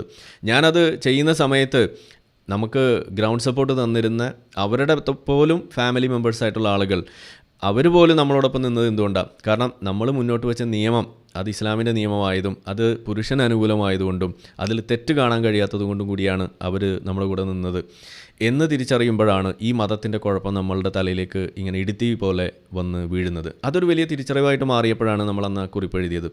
ഇന്ന് നമ്മൾ ആ ഒരു തിരിച്ചറിവിലുള്ള സമയത്താണ് ഇത് നടക്കുന്നതെന്നുണ്ടെങ്കിൽ ഒരു പക്ഷേ അത്തരത്തിലുള്ളൊരു ഡിവോഴ്സ് നടന്നില്ലായിരിക്കാം എന്ന് നമ്മൾ പറയേണ്ടി വന്നത് അതുകൊണ്ടാണ്. കാരണം നമ്മളെ ചിന്ത അപ്പാടെ തകിടം മറിയുക എന്നൊക്കെ നമ്മൾ പറയുന്നത് അങ്ങനെയാണ്. ഈ മതനിയമങ്ങൾ നമ്മളെ എങ്ങനെയാണ് ഒരു മനുഷ്യനല്ലാതെയാക്കി മാറ്റുന്നത്, നമ്മളെങ്ങനെയാണ് ഇതുപോലെ ഒരു സ്ത്രീ വിരുദ്ധനാക്കി മാറ്റുന്നത്, നമ്മളെങ്ങനെയാണ് ഒരു സ്ത്രീയെ അടിച്ചമർത്തുന്ന അല്ലെങ്കിൽ സ്ത്രീകളെ പുല്ലുവില കൽപ്പിക്കുന്ന ഒരാളാക്കി മാറ്റുന്നത് എന്നതൊക്കെ തിരിച്ചറിയാൻ കഴിഞ്ഞൊരു ഘട്ടമായിരുന്നു ആ ഒരു സമയം എന്ന് പറയുന്നത്. അപ്പോൾ ഇത് എനിക്ക് കാണുമ്പോൾ ഇതെനിക്ക് തിരിച്ചറിയാൻ കഴിയുന്നത് അതുകൊണ്ടാണ്. ഇതിനകത്ത് അവരുടെ വാക്കുകളിലൂടെ നമുക്ക് കാണാൻ കഴിയുന്നത് ആ ഒരു ഫ്രസ്ട്രേഷൻ, ഈ മതം അവർക്ക് കൽപ്പിച്ചു കൊടുക്കുന്ന ആ സ്ഥാനത്തെക്കുറിച്ചുള്ള അവരുടെ കാഴ്ചപ്പാട്, അതാണ് ഇതിനകത്ത് എഴുതി വച്ചിരിക്കുന്നത്. അതൊരു വലിയ മികച്ച കാഴ്ചപ്പാടാണെന്നല്ല, അതൊരു അതപ്പതിച്ച സാധനമാണെന്നാണ് ഇവിടെ പറയുന്നത്. വെറും സെക്ഷൽ ഒബ്ജക്ട്സ് ആയിട്ട് കാണുന്ന ഒരു പരിപാടി ഇത് തന്നെയാണ് മതം അവിടെ പഠിപ്പിച്ചു വെക്കുന്നത്. ഇത് നമ്മൾ പറയുമ്പോൾ വിചാരിക്കും അത് നമ്മുടെ കുഴപ്പമാണ്, എൻ്റെ കുഴപ്പമാണ്, അല്ലെങ്കിൽ ഏതെങ്കിലും മുസ്ലിമിൻ്റെ കുഴപ്പമല്ല. നിങ്ങൾ മുഹമ്മദ് നബിയുടെ ജീവചരിത്രം എടുത്തു നോക്കിയാൽ പോലും അതിൽ നിങ്ങൾക്ക് കാണാം. ഇവിടെ സാധാരണ പറയാറുണ്ട്, ഞാനിത് മുഹമ്മദ് നബിയുടെ കാര്യം എടുത്തു പറയുന്നത് എന്തിനാണെന്ന് വെച്ച് കഴിഞ്ഞാൽ, ഇതിൽ എടുത്തു പറഞ്ഞൊരു വാക്കുണ്ട്, as you are occupied with your other companions എന്നാണ് പറഞ്ഞത്. നിങ്ങൾക്ക് വേറെ കുറേ കൂട്ടാളികളുണ്ടല്ലോ. ഈ കൂട്ടാളികൾ ആരാണ്? ഇപ്പോൾ സുഹൃത്തുക്കൾ ആണുങ്ങളായിട്ടുള്ള ആളുകൾ സുഹൃത്തുക്കളുള്ളതിൻ്റെ പേരിൽ ആരും ഡിവോഴ്സ് ചെയ്യാറില്ല. അപ്പോൾ പിന്നെ ആരാണ് കമ്പാനിയൻസ്? അത് കമ്പാനിയൻ എന്ന് പറയുമ്പോൾ വേറെ സ്ത്രീകൾ തന്നെ ആവാനാണ് സാധ്യത. അപ്പോൾ സ്വാഭാവികമായിട്ടും ഇതുപോലുള്ള വിഷയങ്ങൾ വരും. ഇത് തന്നെയാണ് ഈ മുഹമ്മദ് നബിയുടെ ജീവിതത്തിൽ സംഭവിച്ചിരുന്നത് എന്നാണ് നമ്മൾ പറയാറുള്ളത്. കാരണം മുഹമ്മദ് നബിക്ക് 10-13ഓളം കല്യാണങ്ങൾ നടന്നതിൻ്റെ എണ്ണം നമുക്ക് കാണാം. വെപ്പാട്ടികളുടെ എണ്ണം വേറെ കാണാം. അടിമ സ്ത്രീകളുടെ എണ്ണം നമുക്ക് കാണാം. ഇതെല്ലാം വെച്ചുകൊണ്ട് നടന്നിരുന്ന ആൾ, ശരീരം ദാനം ചെയ്യാൻ ആളുകൾ, അതുപോലെ മുത്താ കല്യാണം നടത്തിയതിൻ്റെ കണക്ക്, ഇതെല്ലാം കൂടി എടുത്ത് നോക്കിക്കഴിഞ്ഞാൽ 19ഓളം സ്ത്രീകൾ കയറി ഇറങ്ങിയിട്ടുള്ള ഒരു ജീവിതമാണ് ഈ മുഹമ്മദ് നബിയുടെ ജീവിതം എന്ന് പറയുന്നത്. ഈ ഒരു ലൈംഗിക അരാജകത്വം അല്ലെങ്കിൽ ഇത്രയ്ക്കും ഒരു എന്താ പറയുക, ഇതുപോലെ കുത്തഴിഞ്ഞ ഒരു ജീവിതം നയിച്ച ആളെയാണ് മാനവരിൽ മഹോന്നതനെന്നും അതല്ലെങ്കിൽ കുടുംബ ബന്ധത്തിൻ്റെ ഏറ്റവും വലിയ മോഡലായിട്ട് കാണണമെന്നും ഒക്കെ പറയുന്നത്. സത്യത്തിൽ ഇദ്ദേഹത്തെ തിരുനബി സല്ലല്ലാഹു അലൈഹി വസല്ലം എന്നല്ല നമ്മൾ വിളിക്കേണ്ടത്, ടിൻഡർ നബി സല്ലല്ലാഹു അലൈഹി വസല്ലം എന്ന് വിളിക്കുന്നതായിരിക്കും ശരിയെന്ന് നമ്മൾ പറയുന്നത്. അതുകൊണ്ടാണ് ഇത് സത്യത്തിൽ ഒരു ടിൻഡർ നബി തന്നെയാണ് എന്ന് പറയേണ്ടി വരുന്നത്. അങ്ങനെയാണ് നബിയുടെയൊക്കെ ചില കല്യാണങ്ങൾ ഇപ്പോൾ ഇവിടെ അതർ കമ്പാനിയൻ ഉള്ളതുകൊണ്ട് ഡിവോഴ്സ് ചെയ്തു എന്ന് പറഞ്ഞ പോലെ സത്യത്തിൽ മുഹമ്മദ് നബി ഓരോ മൂത്ത കല്യാണത്തിന് പോകുമ്പോഴും, നമ്മളിപ്പോൾ കഴിഞ്ഞ ദിവസമൊക്കെ ഡിസ്കസ് ചെയ്ത ചില വാർത്തകളുണ്ട്, നമ്മളുടെ മേത്തുനിന്ന് കൈയടക്ക് പുല്ലെ എന്ന് പറഞ്ഞ ആ ഒരു സംഗതി. ഇന്നിപ്പോൾ അത് മുഹമ്മദ് നബിയും ബാസിലും ആനമയിലൊട്ടകം ടീമും മൊത്തം ഇന്ന് ഭിത്തിയിലിരിക്കുകയാണ്. കഴിഞ്ഞ ഒരാഴ്ച കൊണ്ട് ഉണ്ടായിട്ടുള്ള ഒരു വലിയ ഒരു ഗുണമെന്ന് പറഞ്ഞു കഴിഞ്ഞാൽ ഈ കഥയൊന്നും നാട്ടുകാർക്ക് അറിയില്ലായിരുന്നു. ആകെ 5-10 ആളുകൾ, വിശ്വാസികൾക്ക് മാത്രം അറിഞ്ഞിരുന്ന സാധനം നമ്മളെ ചാനൽ തലകുത്തി നിന്ന് പറഞ്ഞു കഴിഞ്ഞാൽ ഏറ്റവും കൂടുതൽ സംഖ്യകളാണല്ലോ നമ്മുടെ ചാനൽ, അവരല്ലേ കേൾക്കുന്നുള്ളൂ. അങ്ങനെ ഇരുന്ന സമയത്ത് ഇത് പൊക്കി പിടിച്ച് അവരുടെ ചാനൽ കൊണ്ടുപോയി ചർച്ച ചെയ്തോടുകൂടി അവരുടെ ചാനൽ 99% മുസ്ലിങ്ങൾ കാണുന്ന സ്ഥലത്തേക്ക് ഇത് എത്തിച്ചപ്പോൾ എന്താപ്പോൾ ഉണ്ടായത്? ഇന്നിപ്പോൾ നാട്ടുകാർ മൊത്തം ഈ പെണ്ണ് കേസ് അറിഞ്ഞു. ഇത് കല്യാണം കഴിച്ചതാണോ? ഇത് ഒഴിവാക്കിയതാണോ? ഇത് വിവാഹാഭ്യർത്ഥനയായിരുന്നോ? ഇത് ശരീരം സമ്മാനം തരാൻ പറഞ്ഞാണോ? ദാനം ചെയ്യാൻ പറഞ്ഞാണോ? ഇതെല്ലാം അവിടെ കൺഫ്യൂഷൻസോട് കൂടി അവിടെ വരുമ്പോൾ അവിടെ എന്താ ഇതിൽ നമ്മൾ മനസ്സിലാക്കേണ്ടത്? ഇവിടെ ബാസിൽ പറയുന്നത് കല്യാണമായിരുന്നു എന്നൊക്കെ പറഞ്ഞ് സമ്മതിക്കുന്നു. ഞാൻ പറയുന്നത് ഇനി അങ്ങനെ സമ്മതിച്ചാൽ തന്നെ ഇപ്പം എന്നെക്കുറിച്ച് അല്ലെങ്കിൽ നമ്മളെപ്പോലെയുള്ള ഒരു സാധാരണ മനുഷ്യനെ കുറിച്ചിട്ട്, നരേന്ദ്രമോദിയെക്കുറിച്ച്, ഇനി അതുമല്ല ഇനിയിപ്പോൾ പിണറായി വിജയനെക്കുറിച്ചൊക്കെയാണ് നമ്മളിപ്പോൾ പറയണമെന്ന് വിചാരിക്കുക. പിണറായി വിജയൻ ഒരു പെണ്ണ് കേസിൽ കൂടി. ഇപ്പോൾ ഉമ്മൻചാണ്ടിയെക്കുറിച്ച് നമ്മൾ പറഞ്ഞു, ഉമ്മൻചാണ്ടിയുടെ ഒരു ഓർമ്മ ദിനമാണെന്ന്. അപ്പോൾ നമുക്കത് തന്നെ എടുക്കാമല്ലോ. ഉമ്മൻചാണ്ടിയെക്കുറിച്ച് നമ്മളിപ്പോൾ അത് പറഞ്ഞു എന്ന് പറയും. സരിതയൊക്കെ വെച്ച് എന്തെല്ലാം കാര്യങ്ങൾ അവിടെ പറഞ്ഞുകൊണ്ട് നടന്നു. നമ്മളെന്താ പറയുന്നത്? അത് സംഭവിക്കാൻ സാധ്യതയുണ്ട് എന്നതുകൊണ്ടാണല്ലോ അത് നമ്മൾ പറയുന്നത്. കാരണം എന്താണ്? മനുഷ്യന്മാരാണ്, സംഭവിക്കാം എന്ന് നമ്മൾക്ക് മനസ്സിലാക്കാം. മാത്രമല്ല ഇനി അങ്ങനെ സംഭവിച്ചാൽ തന്നെ, സംഭവിച്ചില്ലെങ്കിലും ഉമ്മൻചാണ്ടിയെ പോലെ എല്ലാവരും ജീവിക്കണമെന്ന് എവിടെയെങ്കിലും പറഞ്ഞു വെച്ചിട്ടുണ്ടോ? ഇല്ലല്ലോ. ഉമ്മൻചാണ്ടി ഒരു മനുഷ്യൻ, അദ്ദേഹം നമ്മളെ മുഖ്യമന്ത്രി ആയിരുന്നു എന്നുള്ളത് ഒരു സാന്ദർഭികമായിട്ട് സംഭവിച്ചൊരു കാര്യം മാത്രം. പക്ഷേ മുഹമ്മദ് നബി എന്ന് പറയുന്ന വ്യക്തി അങ്ങനെയല്ല. മുഹമ്മദ് നബി എന്ന് പറയുന്ന വ്യക്തി ഈ ലോകത്തുള്ള ആളുകൾക്ക് മുഴുവനുള്ള മാതൃകയായിട്ട് ഇസ്ലാം ഉസ്വത്തുൻ ഹസന എന്ന് പറഞ്ഞ് നമ്മളെ പഠിപ്പിക്കുമ്പോൾ ആ നബിയുടെ മേത്ത് ഇങ്ങനെ ഒരു സരിതയുടെ കഥ വെച്ച് നമുക്ക് മെനയാൻ കഴിഞ്ഞതുപോലെ ഒരു കഥ, അതിൻ്റെ ഒരു അംശം പോലും ഉണ്ടാവാൻ പാടില്ല. പിന്നെയല്ലേ അത് കൈവച്ചതാണോ? അത് സമ്മാനം ചോദിച്ചതാണോ? ദാനം ചെയ്യാൻ പറഞ്ഞതാണോ? അതല്ലെങ്കിൽ കല്യാണം കഴിച്ചതാണോ? അത് മുത്താ കല്യാണമായിരുന്നോ? ഇതെല്ലാം ചോദ്യം പിന്നെയല്ലേ നമ്മൾ നോക്കേണ്ടതുള്ളൂ. ഇങ്ങനെ ഒരു ആരോപണ വിധേയനാകുന്ന ഒരു അവസ്ഥ പോലും ഉണ്ടാവുമ്പോൾ എന്താണ് ഇതിൽ നമ്മൾ മനസ്സിലാക്കേണ്ടത്? വളരെയധികം കുത്തഴിഞ്ഞ അവസ്ഥ തന്നെയാണ് ഈ അറബ് ലോകത്തുണ്ടായിരുന്നത് എന്ന് നമ്മൾ പറയേണ്ടി വരുന്നത്. ഇത് തന്നെയല്ലേ ഇന്നിപ്പോൾ ഈ രാജകുമാരി നമുക്ക് പറഞ്ഞു തരുന്നത്? ഇതുപോലെയുള്ള കമ്പാനിയൻസ്, അവരുടെ അതിപ്രസരം, ഇത് തന്നെയല്ലേ നമുക്കവിടെ കാണാൻ കഴിയുന്നത്. അപ്പോൾ സ്വാഭാവികമായിട്ടും ഇത് പുരുഷന്മാരവിടെ കൊണ്ട് നടന്നില്ലെങ്കിലേ അത്ഭുതമുള്ളൂ എന്ന് നമ്മൾ പറയേണ്ടി വരുന്നു. അപ്പോൾ അത് ഒന്ന് ഓർമ്മിപ്പിക്കുകയാണ്. ഇനി നമുക്കിതിൻ്റെ പ്രധാനപ്പെട്ട വശമെന്ന് പറയുന്നത്, ഇത് ഒരു സാന്ദർഭികമായിട്ട് പറഞ്ഞുവെങ്കിലും നമ്മൾ കഴിഞ്ഞ കുറച്ച് നാളുകളായിട്ട് പറയുന്നുണ്ട്, മിഡിൽ ഈസ്റ്റിൽ വലിയ തോതിൽ മാറ്റങ്ങൾ സംഭവിച്ചുകൊണ്ടിരിക്കുന്നു. ജൂതവിരുദ്ധത അതെടുത്ത് കുപ്പയിലെറിഞ്ഞ് അത് കുഴിച്ചു മൂടുന്ന അവസ്ഥ ഉണ്ടാകുന്നത് മുതൽ അവിടെയുള്ള പല നിയമങ്ങളും ഇതുപോലെ മാറ്റപ്പെടുന്നു എന്നതെല്ലാം നമ്മൾ പറയാറുണ്ട്. മുഹമ്മദ് ബിൻ സൽമാൻ്റെ നേതൃത്വത്തിൽ സൗദി അറേബ്യയിൽ ഉണ്ടായിക്കൊണ്ടിരിക്കുന്ന മാറ്റങ്ങളെക്കുറിച്ച് പറയുന്നു. അത് ഉടനെ അങ്ങ് മാറ്റി സൗദി അറേബ്യ മുഴുവൻ ഏത്തീസ്റ്റ് ആയിരുന്നോ അല്ലെങ്കിൽ സ്വതന്ത്ര ചിന്തകരായിരുന്നോ ഒന്നും അല്ല ഈ പറയുന്നത്. ആ മതത്തിനകത്തുള്ള പല പ്രശ്നങ്ങളും ചൂണ്ടിക്കാണിച്ച് അത് കുത്തി എടുത്ത് പുറത്തെടുത്ത് അത് തൻ്റെ കയ്യിലുള്ള 100-100ഓളം വരുന്ന വക്കീലന്മാരെ വെച്ചുകൊണ്ട്, ലോയേഴ്സിനെ വെച്ചുകൊണ്ട് അതിനെ പുതുക്കി പണിയുന്നു. ആ പണി ഞാൻ ഏറ്റെടുത്ത് കഴിഞ്ഞു, പല നിയമങ്ങളും ഞങ്ങൾക്ക് നാണക്കേടുണ്ടാക്കുന്നതാണ് എന്ന് തുറന്ന് സമ്മതിച്ച വ്യക്തിയാണ് ഈ പറയുന്ന ആൾ. പക്ഷേ അതിൻ്റെ ഒപ്പം തന്നെ ചില പോക്കിരിത്തരങ്ങളും ചെയ്തിട്ടുണ്ട്. അതെന്താ കാരണം? നമ്മൾ കണ്ടു ചില യൂട്യൂബേഴ്സ് അല്ലെങ്കിൽ ടിക്ടോക്കേഴ്സ് ആയിട്ടുള്ള ആളുകളെ അവർ ജിമ്മിലൊക്കെ നിന്ന് വേഷമിടുന്നു, അവർ വളരെ റിവീലിംഗ് ആയിട്ടുള്ള ക്ലോത്ത് ഒക്കെ ഇട്ടു എന്നതിൻ്റെ പേരിൽ, അത് പ്രചരിപ്പിച്ചു എന്നതിൻ്റെ പേരിൽ അവരെ പിടിച്ച് ജയിലിൽ അടയ്ക്കുന്ന വാർത്തയൊക്കെ നമ്മളിവിടെ പങ്കുവെച്ചാണ്. അന്ന് നമ്മൾ പറഞ്ഞു, ആ പറഞ്ഞ കാര്യം എന്താണ്? അത് സൽമാനും പറഞ്ഞ കാര്യം തന്നെയാണ്. അതായത് നിയമം അത് ഒരു റൂൾ ഓഫ് ലാൻഡ് അതുണ്ട്. നിലവിലത്തെ ആ റൂൾ ഓഫ് ലാൻഡ് പ്രകാരം ആ ചെയ്യുന്നത് തെറ്റാണ്. അപ്പോൾ അതുകൊണ്ട് ആരെങ്കിലും അത് ചൂണ്ടിക്കാണിച്ചാൽ, ആരെങ്കിലും അത് ഒരു കേസായിട്ട് മുന്നോട്ട് കൊണ്ടുപോയാൽ അതിൽ ശിക്ഷ നടപ്പാക്കാതെ നിവൃത്തിയില്ല. പക്ഷേ ഞങ്ങൾ ശ്രമിച്ചുകൊണ്ടിരിക്കുകയാണ് അത്തരം നിയമങ്ങൾ ഭാവിയിൽ ഇവിടെ നടപ്പിലാക്കാൻ പറ്റാത്തൊരു സാഹചര്യം ഉണ്ടാക്കുന്നതിന് വേണ്ടിയിട്ട്. അതായത് ഭാവിയിൽ ഇനി അങ്ങനെ ആരെങ്കിലും ഒരു ടിക്ടോക്ക് നടത്തിയാൽ, ഒരു യൂട്യൂബിങ് നടത്തിയാൽ അവരെ പിന്നെ ജയിലിൽ അടയ്ക്കുന്നൊരവസ്ഥ ഉണ്ടാവില്ല. അത് അവരുടെ വസ്ത്ര സ്വാതന്ത്ര്യമാണ് എന്ന് പറഞ്ഞ് ആ നിയമം അവിടെ മാറ്റിവെക്കാൻ നമുക്ക് സാധിക്കുന്ന ഒരു ഘട്ടമാണ് ഇവർ സ്വപ്നം കാണുന്നത്. പക്ഷേ നിലവിൽ ആ നിയമം അവിടെ ഉണ്ട്, അത് മാറ്റാൻ കഴിഞ്ഞിട്ടില്ല. അതുകൊണ്ടാണ് അവരെ പിടിച്ചകത്തിടുന്നത് എന്ന രീതിയിൽ കാര്യങ്ങൾ പറഞ്ഞു വെക്കുമ്പോൾ തന്നെ നമുക്ക് മനസ്സിലാവുന്ന എന്താണ്, ഒരുപാട് സാധനങ്ങൾ പൊളിച്ചെഴുതാനുള്ള ഒരു മേഖലയാണ്. ആ പണിയിലാണ് സൽമാൻ അവിടെ ഏർപ്പെട്ടിരിക്കുന്നതെന്ന് നമ്മൾ പറയുന്നത്. സൽമാൻ ഒരു ഏത്തീസ്റ്റ് ആണ് എന്നുപോലെ, എക്സ് മുസ്ലിം ആണെന്ന് പോലും നാട്ടുകാർ അവിടെ കരക്കമ്പിയായിട്ട് കൊണ്ട് നടക്കുന്നുണ്ട്. അവിടെയാണ് എത്തി നിൽക്കുന്നത്. അപ്പോൾ നമ്മൾ ഒരു പറയുന്ന ഒരു പറച്ചിലുണ്ടല്ലോ, ഒരു വശത്ത് പാലുകാച്ചൽ ഇപ്പുറത്ത് താലികെട്ട് എന്ന് പറഞ്ഞ മാതിരി സൗദി അറേബ്യയിൽ സൽമാൻ്റെ വക പാലുകാച്ചൽ നടത്തുന്ന സമയത്താണ് ഇപ്പുറത്ത് നമ്മളുടെ ഷെയ്ഖ മെഹ്റയുടെ ഭാഗമായിട്ട് അവിടെ താലികെട്ടും കൂടി നടത്തുന്നത്. അപ്പോൾ ഇത് രണ്ടും കൂടി ഇവിടെ യു എയിലും കൂടി നടക്കാൻ തുടങ്ങുമ്പോൾ എന്തായിരിക്കും ഇതിൽ നമ്മൾ കാണാൻ പോകുന്നത്? ഇതിപ്പോൾ ഒരു ലോ മേക്കിങ്ങോ അതല്ലെങ്കിൽ ഏതെങ്കിലും വിധേനയുള്ള കാര്യമായിട്ടൊന്നും ഞാൻ പറയുകയല്ല. പക്ഷേ ഇത് ഷെയ്ഖ മെഹ്റ എന്ന് പറയുന്നത് ഏതെങ്കിലും ഒരു സാധാരണ സ്ത്രീയല്ല. അവർ അവിടുത്തെ ഏറ്റവും ഇൻഫ്ലുവൻഷ്യൽ ആയിട്ടുള്ള ഒരാളുടെ മകളാണ്, അവിടുത്തെ ഭരണാധികാരിയുടെ മകളാണ്. അവരിങ്ങനെ ഒരു സാധനം ചെയ്യുമ്പോൾ അതിന് ഇമ്പാക്റ്റ് അതെന്തായിരിക്കും നിങ്ങൾ ആലോചിച്ച് നോക്കൂ. ഇത് വേറെ ഏതെങ്കിലും ഒരു സ്ത്രീയാണ് ഇത് ചെയ്തിരുന്നതെന്നുണ്ടെങ്കിൽ ഇന്ന് നാട്ടുകാരെ അറിയില്ല എന്ന് മാത്രമല്ല, അവരുടെ അവസ്ഥ എന്തായിരിക്കും നിങ്ങൾ ആലോചിച്ചാൽ മതി. അവരെ പിടിച്ച് അവിടെ കുഴിച്ചു മൂടിയിട്ടുണ്ടാവും. ഇതാണ് ഉണ്ടാവുക. എന്നാൽ ഇവർ ഇന്ന് ജീവനോടെ ജീവിച്ചിരിക്കുന്നുണ്ടെങ്കിൽ എന്താണ് അതിൻ്റെ കാരണം ഇത് തൊടാൻ കഴിയാത്ത വിഷയമാണ്, തൊടാൻ കഴിയാത്ത വ്യക്തികളാണ് എന്നതുകൊണ്ട് തന്നെയാണ്. അങ്ങനെയുള്ള വ്യക്തികളും അങ്ങനെയുള്ള വിഷയങ്ങളിൽ അവരെടുക്കുന്ന നിലപാടുകൾ അത് ആഗോള വ്യാപകമായിട്ട് തന്നെ അതിൻ്റെ അലയൊലികൾ നമുക്ക് ഉണ്ടാകുന്നത് കാണാൻ കഴിയും. അതാണ് ഇവിടെ സംഭവിക്കാൻ പോകുന്നത്. ഇത് ഏറ്റവും കൂടുതൽ ഉണ്ടാകുന്നത് എവിടെയായിരിക്കും? രണ്ട് രീതിയിലാണ്. ഒന്ന്, ഇസ്ലാമിൻ്റെ അകത്തളങ്ങൾ എന്ന് നമ്മൾ പറയുന്നത്, അല്ലെങ്കിൽ അതിൻ്റെ ഈറ്റില്ലങ്ങൾ എന്നൊക്കെ നമ്മൾ വിശേഷിപ്പിക്കാറുള്ള ഈ മിഡിൽ ഈസ്റ്റേൺ രാജ്യങ്ങൾ, മീന റീജിയൻ എന്ന് നമ്മൾ പറയും, middle east and north Africa region എന്ന് പറയുന്ന ആ റീജിയൻ വളരെ പ്രധാനപ്പെട്ട ഒരു റീജിയനാണ്. കാരണം ഇസ്ലാമിൻ്റെ ഹൃദയഭൂമിയാണത്. ഹിന്ദി ഹൃദയഭൂമി എന്നൊക്കെ നമ്മൾ പറയാറുള്ള പോലെ ഇസ്ലാമിക ഹൃദയഭൂമി.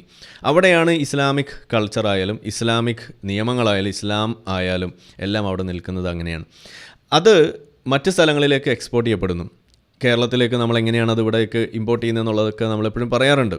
പണ്ട് നമ്മൾ പഴങ്കഞ്ഞിയും ചോറും ചെമ്മീനൊക്കെ കഴിച്ച് നടന്നിരുന്ന ആളുകൾ ഇന്ന് 3 നേരം കുഴിമന്തി കഴിക്കുന്ന ഒരു അവസ്ഥയിലേക്ക് എത്തിയിട്ടുണ്ടെങ്കിൽ എങ്ങനെയാണത് എത്തിയത്?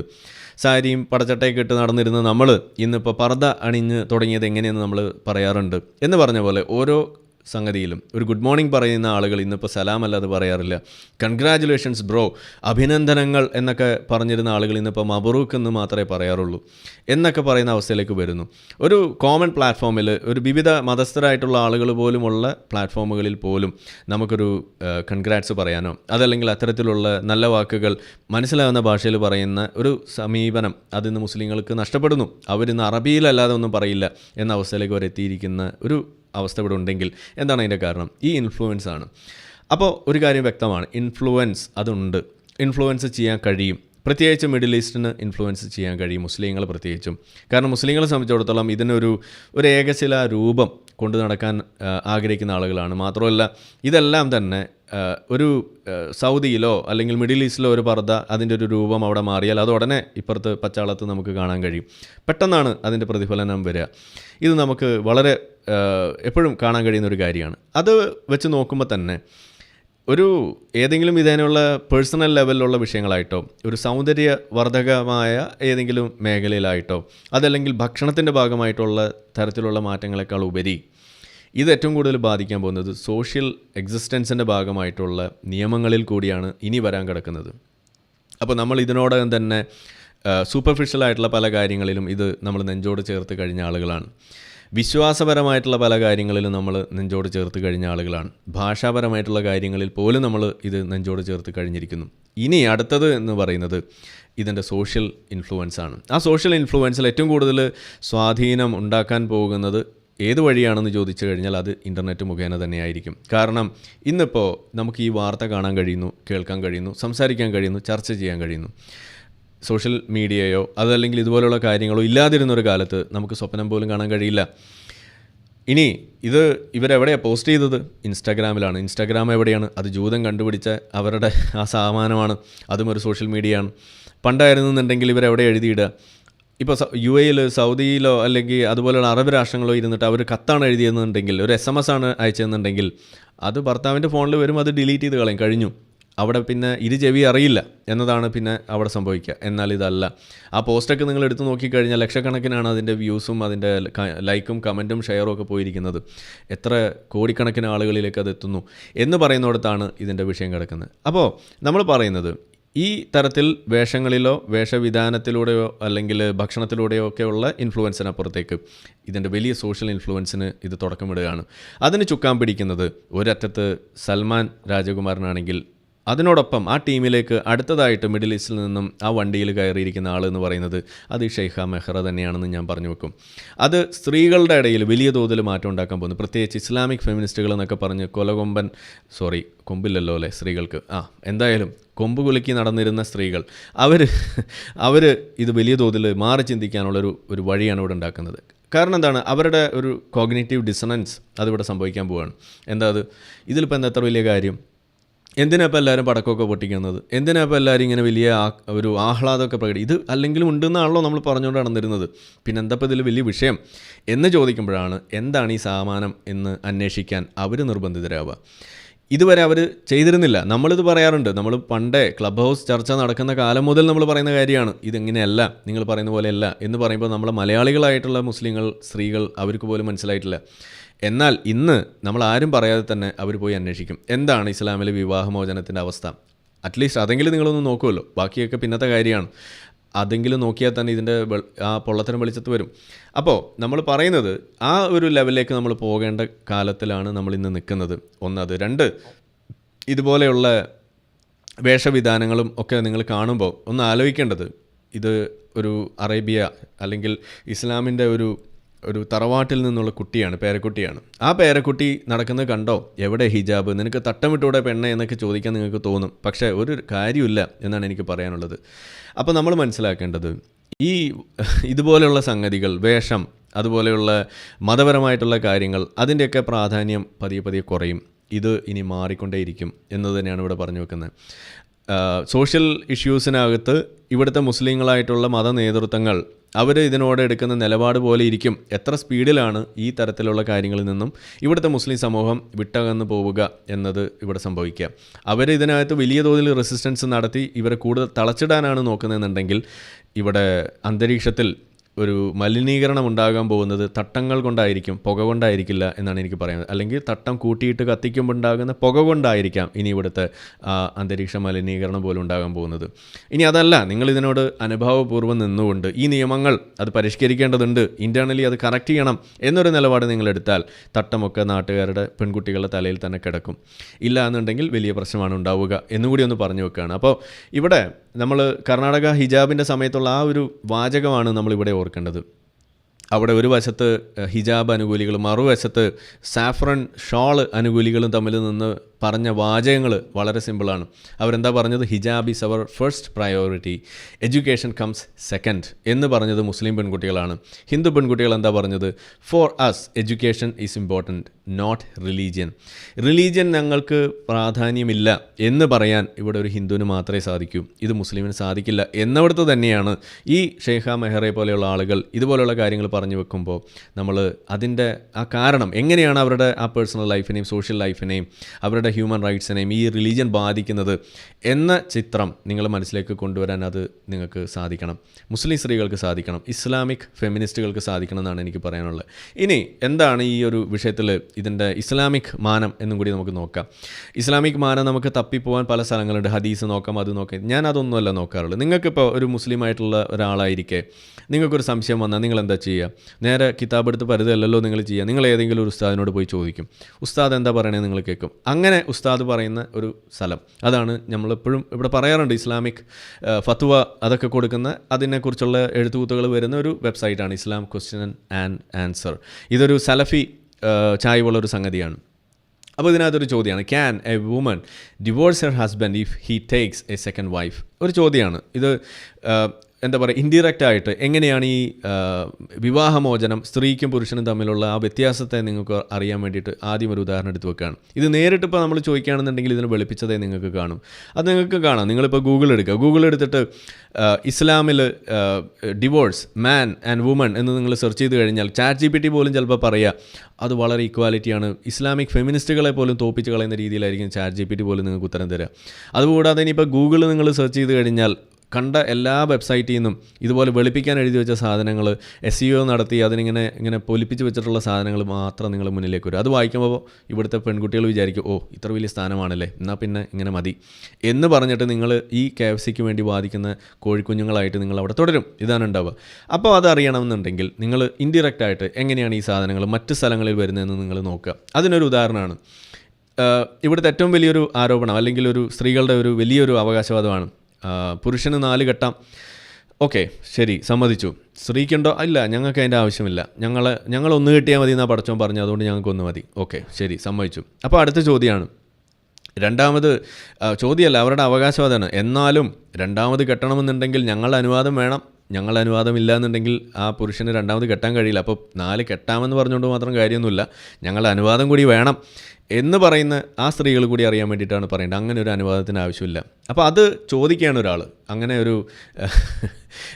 ഒരു ചോദ്യമായിട്ട് അവിടെ വെച്ചിരിക്കുകയാണ്. അപ്പോൾ എന്താണ്, can I divorce my husband? ഒരു സ്ത്രീയാണ് ചോദിക്കുന്നത്. Because he's trying to take a second wife but he cannot even take care of me and our children. എന്നെയോ എൻ്റെ കുട്ടികളെയോ നോക്കാൻ പോലും സാധിക്കുന്നില്ല. അതിൻ്റെ ഇടയ്ക്കാണ് വേറൊരു കല്യാണം പോയി കഴിക്കണത്. എനിക്ക് ആ ഭർത്താവിനെ ഒഴിവാക്കാൻ പറ്റുമോ എന്നാണ് ചോദിക്കുന്നത്. അപ്പോൾ അതിൻ്റെ സമ്മറി ആദ്യം അങ്ങ് വായിച്ചേക്കാം. A woman does not have the power to divorce her husband. ഒരു സ്ത്രീക്ക് തൻ്റെ ഭർത്താവിനെ ഡിവോഴ്സ് ചെയ്യാനുള്ള പവർ ഇല്ല. Rather divorce is in the hands of the man. എന്താ കാരണം? ഡിവോഴ്സ് എന്ന് പറയുന്നത്, വിവാഹമോചനം എന്ന് പറയുന്നത് അത് പുരുഷൻ്റെ കയ്യിലാണ്. പച്ചക്ക് എഴുതി വെച്ചിരിക്കുകയാണ്. അതുകൊണ്ടാണ് പച്ച കളറിൽ തന്നെ അവിടെ അടയാളപ്പെടുത്തിയത്. ഇനി ഒരു പെണ്ണിനും, ഒരു മുസ്ലിം പെണ്ണിനും, ഒരു ഇസ്ലാമിക് ഫെമിനിസ്റ്റിനും ഇതിലൊരു സംശയത്തിന് ആവശ്യമില്ല. The husband is not obliged to seek the permission or approval of his wife if he wants to take a second wife. 2ാമതൊരു കല്യാണം കഴിക്കണമെന്നുണ്ടെങ്കിൽ അങ്ങനെ ഒരു നിബന്ധനയുമില്ല, അങ്ങനെ ഒരു കീഴ്വഴക്കവുമില്ല, അതിൻ്റെ ആവശ്യവുമില്ല. അവന് വേണമെങ്കിൽ പോയി കഴിക്കാം, നിങ്ങൾക്ക് ഇഷ്ടമുണ്ടെങ്കിലും ഇല്ലെങ്കിലും, നിങ്ങളുടെ അനുവാദം ഉണ്ടെങ്കിലും ഇല്ലെങ്കിലും.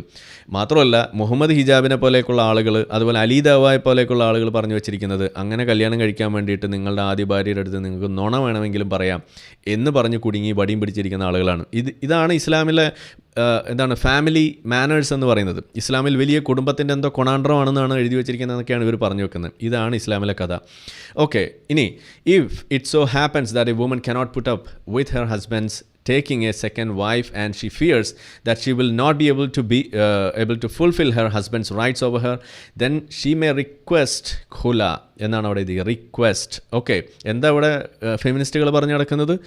പുരുഷൻ എങ്ങനെയാണോ തലാക്ക് ഉപയോഗിക്കാൻ കഴിയുക, അവൻ്റെ ചോയ്സ് വെച്ചിട്ട് എങ്ങനെയാണോ ചെയ്യാൻ കഴിയുന്നത്, സമാനമായ രീതിയിൽ സ്ത്രീക്കും ചെയ്യാം. അതിനുദാഹരണമാണ് ഖുല, ഫസ്ഖ് എന്നൊക്കെയാണ് പറയുക. ഉണ്ടയാണ് അവിടെ പറഞ്ഞു വെച്ചിരിക്കുന്നത്. റിക്വസ്റ്റ് ഖുല എന്ന് തന്നെയാണ് അവിടെ എഴുതി വെച്ചിരിക്കുന്നത്. അതായത് എനിക്ക് കുല തരുമോ ഇക്ക എന്ന് ചോദിക്കാം, ഇത്രയേ ഉള്ളൂ. അപ്പോൾ ഇക്ക തീരുമാനിക്കും കുല കൊടുക്കണോ വേണ്ടയോ എന്നുള്ളത്. ഇക്കയുടെ കയ്യിൽ കുല ഉണ്ടെങ്കിൽ കുല കൊടുക്കും, ഇല്ലെങ്കിൽ വീണ്ടും അതിട്ട് വലിപ്പിക്കും. ഇതാണ് സംഭവിക്കുക. ഇനി അതിൻ്റെ ഡീറ്റെയിൽസ് ഞാൻ പറയാം. And return the dowry to the husband. മഹർ തിരിച്ചു കൊടുക്കുന്ന കാര്യം, അതിന് വേറെയുണ്ട് ചില നിയമങ്ങൾ. അതായത് ലൈംഗിക ബന്ധം അത് നടന്നിട്ടില്ല എന്നുണ്ടെങ്കിൽ അത് തിരിച്ചു കൊടുക്കണം. ഇനി അതല്ല, ലൈംഗിക ബന്ധം നടന്നിട്ടുണ്ട് എങ്കിൽ അത് കൊടുക്കണ്ട. പക്ഷേ ഇനിയിപ്പോൾ പെണ്ണ് തീരുമാനിക്കുകയാണ് കൊടുത്തേക്കാം എന്ന് തീരുമാനിച്ചാൽ അത് വാങ്ങിച്ചോ, ഇങ്ങനെയാണ് പറഞ്ഞിരിക്കുക. എന്ന് വെച്ചാൽ ഇസ്ലാമിലെ കല്യാണം എന്ന് പറഞ്ഞു കഴിഞ്ഞാൽ നിങ്ങൾ വിചാരിക്കണ മാതിരി എന്തോ വലിയ പവിത്രമായ എന്തോ കരാർ ആണെന്നൊക്കെയാണല്ലോ നിങ്ങൾ പറയുക. ഒരു മണ്ണാങ്കട്ടയല്ല. ഒരു യോനി, ആ യോനിക്ക് കൂലിയിടുന്നു, ആ യോനി കൂലിയാണ് മഹറെന്ന് വിളിക്കുന്നത്. ആ കല്യാണം ഒരു കച്ചവടമാണ്. ആ കച്ചവടം, പെണ്ണിൻ്റെ യോനി കച്ചവടം ചെയ്യുന്നു. ഇതിനെയാണ് അവിടെ നിക്കാഹ എന്നൊക്കെ പറഞ്ഞിട്ട് ഇവിടെ പറഞ്ഞു വെക്കുന്നത്. ഇത്രയേ ഉള്ളൂ ഈ സാമാനം. ഇതിനെയാണ് നമ്മുടെ നാട്ടിലുള്ള ആളുകൾ എന്തോ വലിയ സാധനമാണെന്നൊക്കെ വിശ്വാസികൾ പറഞ്ഞു പരത്തുന്നത്. ഒന്നുമില്ല. നിക്കാഹ് എന്ന് പറയുന്ന വാക്കിൻ്റെ അർത്ഥം പോലും അവിടെ സെക്ഷൽ ഇൻ്റർകോഴ്സ് എന്നാണ് അതിൻ്റെ അർത്ഥം ആയിട്ട് വരിക. അവർ തെറിയായിട്ട് ഉപയോഗിക്കുന്ന വാക്കാണ്. എന്താണ്, നമ്മൾ വേർഡ് നമ്മൾ ഉപയോഗിക്കുന്ന പോലെ അവർ ഉപയോഗിക്കുന്നൊരു വാക്കാണ് ഈ നിക്കാഹ് എന്ന് പറയുന്ന വാക്ക്. ഇത്രയേ ഉള്ളൂ ഈ സാധനം. അറബികൾ നിക്കാഹ് എന്നല്ല, ഞാൻ എൻ്റെ മകളുടെ നിക്കാഹിന് പോയിട്ട് വരാമെന്ന് ഒരു അറബിയും പറയില്ല. അവർ പറയുക വേറെ വാക്കുകളാണ്. ഇതാണ് നിങ്ങൾ ആദ്യം ഒന്ന് മനസ്സിലാക്കേണ്ടത്. അപ്പോൾ ഇതിനെയൊക്കെയാണ് ആധുനിക ലോകത്ത് നടക്കുന്ന മറ്റ് സമുദായങ്ങളിൽ മറ്റു മതങ്ങളിലൊക്കെയുള്ള കാഴ്ചപ്പാടുകളൊക്കെ എടുത്ത് അതൊക്കെ വെച്ച് ഇങ്ങനെ ഒപ്പിച്ചിട്ട് ഇതും അതൊക്കെ ഒന്ന് തന്നെയാണ്, മതങ്ങളുണ്ടെങ്കിൽ മാത്രമാണ് ഒക്കെ ശരിയാവുള്ളൂ എന്ന് ഈ കാക്കമാർ പറഞ്ഞുകൊണ്ട് നടക്കുന്നത്. അപ്പോൾ നിങ്ങൾ മനസ്സിലാക്കേണ്ടത് ഇസ്ലാമിൽ ഈ വിവാഹം എന്ന് പറഞ്ഞു കഴിഞ്ഞാൽ കുത്തഴിഞ്ഞ ഒരു ജീവിത സംവിധാനത്തിൻ്റെ ഒരു പേര് തന്നെയാണ്. അതിനകത്ത് ഒരു ഓർഡറുമില്ല, നിങ്ങൾക്ക് തോന്നിയ പോലെ കെട്ടാം. ഇനി 4 കെട്ടാമെന്ന് പറഞ്ഞ് അതിൻ്റെ അപ്പുറത്തേക്ക് അടിമകളുണ്ടെങ്കിൽ അടിമ ഫാം വരെ നിങ്ങൾക്ക് നടത്താം എന്നാണ് പറയുന്നത്. ചില സഹാബികൾ നോമ്പ് തുറന്നിരുന്നത് അടിമയെ പൂശിയിട്ടായിരുന്നു എന്നും കൂടി വരുന്നിടത്താണ് ഇതിൻ്റെയൊക്കെ തനി കോണം നിങ്ങൾ മനസ്സിലാക്കേണ്ടത്. ഇത് നമ്മളെക്കൊണ്ട് പറയിപ്പിക്കുകയാണ്. ഈ വിഷയം നിങ്ങൾ ഈ വന്നപ്പോൾ ഞാൻ തുടക്കത്തിൽ പറഞ്ഞ മാതിരി ഇസ്ലാമിൽ തുല്യതയുണ്ട് എന്ന് പറഞ്ഞ് തള്ളിമറിച്ച ആ കാക്കാനാണ് സത്യത്തിൽ എന്നെക്കൊണ്ട് ഇതെല്ലാം പറയിപ്പിക്കുന്നത്. ഇത് പച്ചയ്ക്ക് പറയേണ്ട ഒരു ആവശ്യം സത്യത്തിലൂടെ ഉണ്ടായിരുന്നില്ല, ഇത് ഞാൻ പറയാതെ പോകുമായിരുന്നു. പക്ഷേ ഇത് നമ്മളെക്കൊണ്ട് പറയിപ്പിക്കുകയാണ്. ഇത് പറയാതെ നിങ്ങൾക്ക് മുന്നോട്ട് പോകാൻ കഴിയില്ല. ഇതാണിതിലെ പച്ചയായ യാഥാർത്ഥ്യം. ഇതിനപ്പുറത്തേക്കും ഇപ്പുറത്തേക്കും ഇല്ല. ഇനി ഇതിൽ കൂടുതൽ ഇതിനകത്തൊന്ന് പറയാൻ ബാക്കി ഉണ്ടാകരുത് എന്നൊരു നിർബന്ധ ബുദ്ധി അതെനിക്കുണ്ട്. അതെൻ്റെ ഒരു പെർഫെക്ഷനിസത്തിൻ്റെ കുഴപ്പമായിട്ട് നിങ്ങൾ എടുത്തോളൂ. പിന്നെ നമ്മളെപ്പോഴും പറയാറുള്ളത് പോലെ ഇതൊരു അഡൾട്ട്സ് ഓൺലി ചാനലാണ്, ഇത് കുട്ടികൾക്കുള്ളതല്ല. അണ്ടർ 18 ആരും ഇത് കാണേണ്ട കാര്യമില്ല. മാതാപിതാക്കളായിട്ടുള്ള ആളുകൾ ഇത് കണ്ട് അവർക്ക് വേണമെങ്കിൽ പറഞ്ഞു കൊടുത്തോളൂ. ഇതിലെ സാരാംശം ഇന്നതാണ് എന്ന് നിങ്ങൾക്ക് പറഞ്ഞു കൊടുക്കുക, അല്ലാതെ ഇതാരെയും കൊണ്ട് കേൾപ്പിക്കരുത് എന്ന് തന്നെയാണ് എനിക്ക് പറയാനുള്ളത്. ഓക്കെ, അപ്പോൾ ഇനി ഇതിൽ ഇത് സ്റ്റാൻഡിംഗ് കമ്മിറ്റിയുടെ അടുത്ത് വന്ന വേറൊരു ചോദ്യം അതും കൂടി ഇവിടെ കാണാം. If a woman divorces her husband does she have to offer expiation and what is that expiation? അപ്പോൾ അതിൻ്റെ ഒരു ഉത്തരമായിട്ട് പറഞ്ഞിരിക്കുകയാണ്. If a woman divorces her husband it does not count as such and she does not have to offer any expiation but she should ask Allah for forgiveness and repent to him.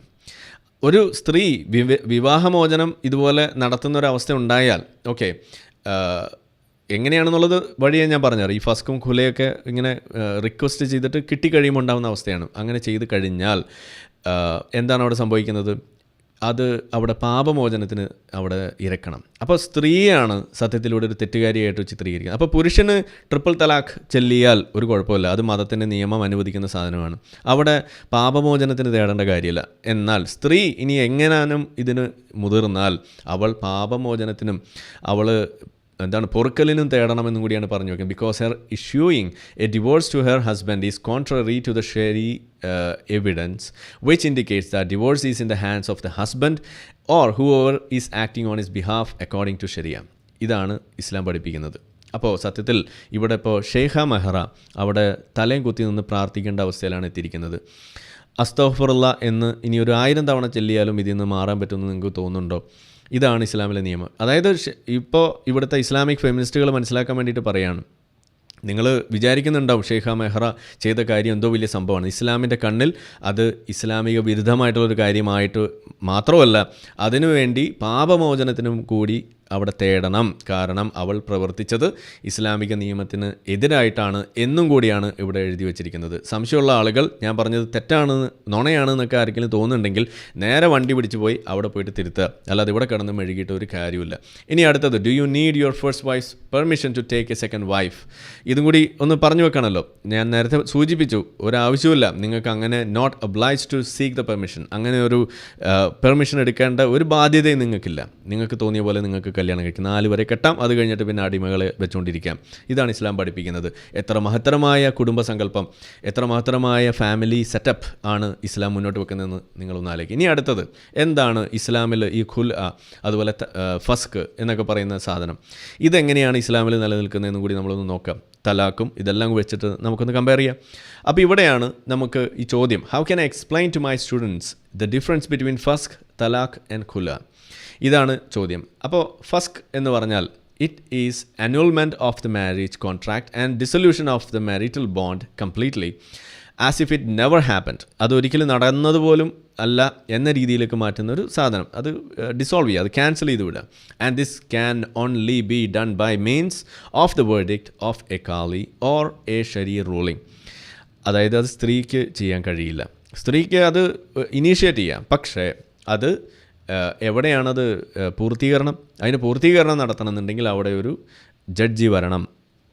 ആ ഒരു ഭരണാധികാരിയോ അതല്ലെങ്കിൽ അത്തരത്തിലുള്ള ഒരു വിധികർത്താവോ വന്നിട്ട് അവരാണ് തീരുമാനിക്കുക. Okay ഫസ്ക് കൊടുത്തേക്കാം എന്ന് പറഞ്ഞ് തീരുമാനിക്കുന്നത് അവിടെയാണ്. അപ്പോൾ ഇനി ഫസ്ക് ഇസ്ലാമിലുണ്ട് എന്ന് പറഞ്ഞ് നടക്കുന്ന ആളുകൾ അതും തള്ളിപ്പിടിച്ച് ഇങ്ങോട്ട് വരണ്ട. ഇനി ബാക്കി ഞാൻ പറഞ്ഞു തരാം. ഇനി അടുത്തത്, difference between the two include the following. അപ്പോൾ ഇതിലൊരു കാര്യം കൂടിയുണ്ട്. ഫസ്കിൻ്റെ കാര്യം ഇപ്പോൾ ഇവിടെ നമ്മൾ കണ്ടു, ഇത് ഒരു ജഡ്ജ് വേണമെന്നുള്ളത്. ഇനി ഇതിലെ ഡിഫറൻസ് പറയുമ്പോൾ ബാക്കി നിങ്ങൾക്ക് മനസ്സിലാവും. Talaq can only be done by means of the husband's utterance. അതായത് തലാഖ് എന്ന് പറയുന്ന സാധനം നടക്കണമെന്നുണ്ടെങ്കിൽ അത് പുരുഷൻ തന്നെ പറയണം, അത് സ്ത്രീ പറഞ്ഞാൽ നടക്കില്ല. അതായത് ഷെയ്ഖ മെഹറ ഇപ്പോൾ പറഞ്ഞ തലാഖ് അത് ഇൻവാലിഡാണ്, അങ്ങനെ ഒരു സാധനം നടക്കില്ല. അതുകൊണ്ടാണ് അതിനൊരു ട്രോളായിട്ട് നമ്മൾ കാണുന്നത്. അവർ യഥാർത്ഥത്തിൽ ഇസ്ലാം മത വിശ്വാസിയും അവരുടെ ഫാമിലിയും അത്തരത്തിലുള്ളൊരു ഫാമിലിയുമാണ് എന്നുണ്ടെങ്കിൽ സത്യത്തിൽ അവർ സ്ലട്ട് ഷൈം ചെയ്യപ്പെടുകയാണ് ചെയ്യാൻ പോകുന്നത്. അവർ ഒരു കുഴപ്പക്കാരിയായിട്ട് ചിത്രീകരിക്കപ്പെടും, അവർ ഒരു മോശക്കാരിയാണ്, അവർ മതനിഷേധിയാണ് എന്നൊക്കെ പറയുകയും അവരെ വീട്ടിൽ നിന്നും അടിച്ച് പുറത്തിറക്കുന്ന അവസ്ഥയാണ് ഉണ്ടാവുക. ഇതാണ് അവിടെ സംഭവിക്കാൻ പോകുന്നത്. മാത്രമല്ല ഇനി ഒരു പക്ഷേ ചിലപ്പോൾ ഇതിൽ സംഭവിക്കാൻ പോകുന്നത് അല്ലെങ്കിൽ സംഭവിക്കാൻ സാധ്യത, ചെറിയൊരു സാധ്യത എന്ന് പറയുന്നത് ഇവർക്കെതിരെയുള്ള വലിയ തോതിലുള്ള ഒരു ഹെയ്റ്റ് ക്യാമ്പയിൻ, അവർ മോശക്കാരിയായിട്ട് ചിത്രീകരിക്കാനുള്ള ഒരു ക്യാമ്പയിൻ പോലും സോഷ്യൽ മീഡിയയിൽ വന്നേക്കാം. അതിനുള്ള സാധ്യതയൊക്കെയാണ് കാണുന്നത്. പക്ഷേ ചെറിയ സാധ്യത മാത്രമായിട്ട് ഞാൻ കാണുന്നുള്ളൂ. കാരണം മിഡിൽ ഈസ്റ്റ് വല്ലാതെ മാറിപ്പോയിരിക്കുന്നു. ഇനി അഥവാ അത് ചെയ്താൽ തന്നെ കാക്കമാർ നമ്മുടെ മലയാളികളൊക്കെ ആയിരിക്കും അത് ചെയ്യുന്നത്, വേറെ ആരും ചെയ്യാൻ സാധ്യതയില്ല. പിന്നെ നമ്മളുടെ യൂറോപ്പിലുള്ള കുറേ പുതിയ തരം ഈ ഇസ്ലാമിലേക്ക് കടന്നു വന്നിട്ടുള്ള കുറേ പുതിയ KFC കോഴികളുണ്ട്. അവർക്കും ഇത് വലിയ സംഭവമായിട്ട് കൊണ്ടു നടക്കാം. ഇസ്ലാമിക് ഫെമിനിസ്റ്റുകൾ എന്നൊക്കെ പറഞ്ഞ് നടക്കുന്ന ആളുകൾ. അതിന് സാന്ദർഭികമായിട്ട് പറയാനുള്ളത്, കഴിഞ്ഞ ദിവസം ഒരു UK ഒരു ദഅവ പ്രവർത്തകനൊക്കെ ആയിട്ട് നടക്കുന്ന ഒരു ചങ്ങാതി, അയാൾക്ക് ഓൾറെഡി ഒരു വൈഫ് ഉണ്ടായിരിക്കെ ഒരു ഡിവോഴ്സ്ഡ് ആയിട്ടുള്ള ഒരു സ്ത്രീയുടെ അടുത്ത് ചെന്നുകൊണ്ട്, അവർ സിംഗിൾ ലേഡിയാണ്, അവരുടെ അടുത്ത് ചെന്നുകൊണ്ട് പറഞ്ഞു സീക്രട്ട് വൈഫായിട്ട് എൻ്റെ കൂടെ നിൽക്കാമോ എന്ന് ആവശ്യപ്പെടുകയും അത് ഞാൻ വല്ലപ്പോഴേക്കേ വരുള്ളൂ, നിങ്ങൾ ബുദ്ധിമുട്ടിക്കില്ല എന്നൊക്കെ പറഞ്ഞുകൊണ്ട് വലിയ പ്രശ്നമാക്കി. അവരത് ഓപ്പണായിട്ട് അത് പബ്ലിക്കായി അത് എക്സ്പ്രസ് ചെയ്തു. ഇയാൾ നിങ്ങൾ വിചാരിക്കണ മാതിരിയല്ല, ഇയാൾ എൻ്റെ അടുത്ത് വന്നിട്ട് ഇതൊക്കെയാണ് പറഞ്ഞത് എന്ന് പറഞ്ഞിട്ട് ആ ചാറ്റൊക്കെ പുറത്തേക്ക് വിട്ടു. അതോടുകൂടി എന്താ സംഭവിച്ചത്, നമ്മളെന്താ ധരിക്കുക, അപ്പോൾ ഈ ദാവാ ചങ്ങാതി ഇതാണല്ലേ പരിപാടി എന്ന് പറഞ്ഞിട്ട് എല്ലാവരും ദാവാ ചങ്ങായിയുടെ നേർക്ക് തിരിയുമെന്നാണ് നിങ്ങൾ വിചാരിച്ചെന്നുണ്ടെങ്കിൽ തെറ്റി. എങ്ങനെയാണോ ഇവിടുത്തെ ഉസ്താദുമാരുടെ പീഡനം ഇവിടുത്തെ കാക്കാമാർ ഒതുക്കുന്നത്, സമാനമായ രീതിയിൽ ആ ദാവാ പുള്ളയുടെ ആ പ്രശ്നത്തെ ഒതുക്കാൻ വേണ്ടിയിട്ട് മുസ്ലിം സ്ത്രീകൾ പോലും മുന്നോട്ട് വന്നിട്ട് പറഞ്ഞത്, നിങ്ങൾ എന്ത് പണിയാണ് കാണിച്ചു, ഒന്നുമില്ലെങ്കിൽ ഒരു ദാവാ പയ്യനല്ലേ, അയാളിങ്ങനെ നാറ്റിക്കാൻ പാടുണ്ടോ, ഒരു ഇന്നോവയിൽ വെച്ച് പിടിച്ചൊക്കെ ഇത്ര വലിയ വിഷയമാണോ, ഇത്ര വലിയ കാര്യമാണോ, ഒന്ന് ദുആ ചെയ്ത് ഒന്ന് മാപ്പരെന്നാൽ അങ്ങ് തീരാവുന്ന പ്രശ്നമുള്ളൂ, ഇതൊക്കെ ഇത്ര വലിയ ഇഷ്യൂ ആക്കണോ എന്നും ചോദിച്ചിട്ട് എല്ലാവരും കൂടി പഞ്ഞിക്കിട്ടത് ആ സ്ത്രീയെയാണ്. ഇതാണ് ഇവിടെ നടക്കുന്നത്.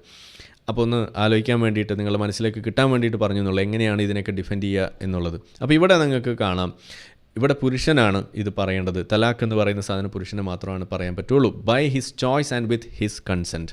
അത് പുരുഷൻ തീരുമാനിക്കണം, പുരുഷൻ്റെ ഒരു ചോയ്സാണ്. അതുകൂടാതെ പുരുഷൻ കൺസെൻറ്റ് ചെയ്യാൻ വേണം. ഇനി ഫസ്ക് അത് വരുന്ന സമയത്ത് it's not uttered by the husband and is not conditional upon his consent or choice. അവിടെ ഹസ്ബൻഡിൻ്റെ ചോയ്സിൻ്റെ ആവശ്യമൊന്നുമില്ല. പക്ഷേ അത് എവിടെയാണ് എത്തി നിൽക്കുന്നത്, അവിടെ നമ്മളുടെ ജഡ്ജിൻ്റെ മുന്നിൽ വന്ന് മുട്ടി നിൽക്കും. ഇനി there are many reasons for തലാഖ് and it may occur for no reason except that husband wants to leave his wife. അതായത് തലാഖ് നടക്കണമെന്നുണ്ടെങ്കിൽ പ്രത്യേകിച്ച് കാരണമൊന്നും വേണ്ട. ഇവളെ എനിക്ക് മടുത്തു എന്ന് വിചാരിച്ചാൽ പോലും നിങ്ങൾക്ക് തലാഖ് ചെയ്യാം. ഇനി അതുമല്ല, മുഹമ്മദ് നബി ചില തലാഖൊക്കെ നടത്തിയത്, ചില ഡിവോഴ്സൊക്കെ നടത്തിയത് ആ പെണ്ണിന് മേത്ത് വെള്ളപ്പാട് കണ്ടു എന്നും പറഞ്ഞിട്ട് വരെ തലാഖ് നടത്തിയത് നമുക്ക് കാണാം. ഇതുപോലുള്ള കാര്യങ്ങൾ വരെ നടത്തിയിട്ടുണ്ട്.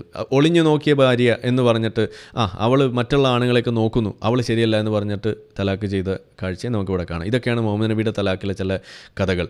ഇനി ഫസ്ക് എന്താണ്, it can only occur when there is A reason that makes it necessary or permissible. അതായത് വളരെ വാലിഡ് ആയിട്ടുള്ള, വളരെ സ്റ്റിപ്പുലേറ്റഡ് ആയിട്ടുള്ള ചില കാരണങ്ങൾ, അത് ഭർത്താവ് കാണാതെയാവുക, അതല്ലെങ്കിൽ ഭർത്താവിന് ഇമ്പോർട്ടൻ്റ് ആണെന്ന് തെളിയിക്കണം, അതുപോലെ പല പല കാര്യങ്ങൾ, നിബന്ധനകൾ അവിടെ വെച്ച് അത് ബോധ്യപ്പെടുത്തി ആ ജഡ്ജിന് ബോധ്യപ്പെടണം, ഇന്ന കാരണങ്ങളുണ്ട് ഈ സ്ത്രീ പറയുന്നതിലുണ്ട്, അത് ബോധ്യപ്പെട്ടാൽ മാത്രമാണ് അവിടെ ഫസ്ക് നടക്കുള്ളൂ. അതല്ലാതെ ഇവിടെ ഷെയ്ഖ മെഹ്റ ചെയ്ത മാതിരി തലാഖ് എന്ന് പറഞ്ഞിട്ട് ഫസ്ക് എന്ന് പറഞ്ഞിട്ട് നിങ്ങൾക്ക് അങ്ങോട്ട് അവസാനിപ്പിക്കാൻ പറ്റില്ല കുട്ടികളെ. ഇസ്ലാമിക് ഫെമിനിസ്റ്റുകൾ അറിയാൻ വേണ്ടിയിട്ടാണ് ഞാൻ ഈ പറയുന്നത്. ഇനി talaq is the husband's right and it is not dependent upon the ruling of a qadi. അവിടെ ഒരു ജഡ്ജിൻ്റെ ആവശ്യമില്ല, ഹസ്ബൻഡ് പറഞ്ഞതാണ്. Although it may occur by mutual consent between the spouses, അത് വേറെ കാര്യം, ചിലപ്പോൾ മ്യൂച്വൽ കൺസെൻറ്റ് ഉണ്ടാവാം, പക്ഷേ അതിൻ്റെ ആവശ്യമില്ല.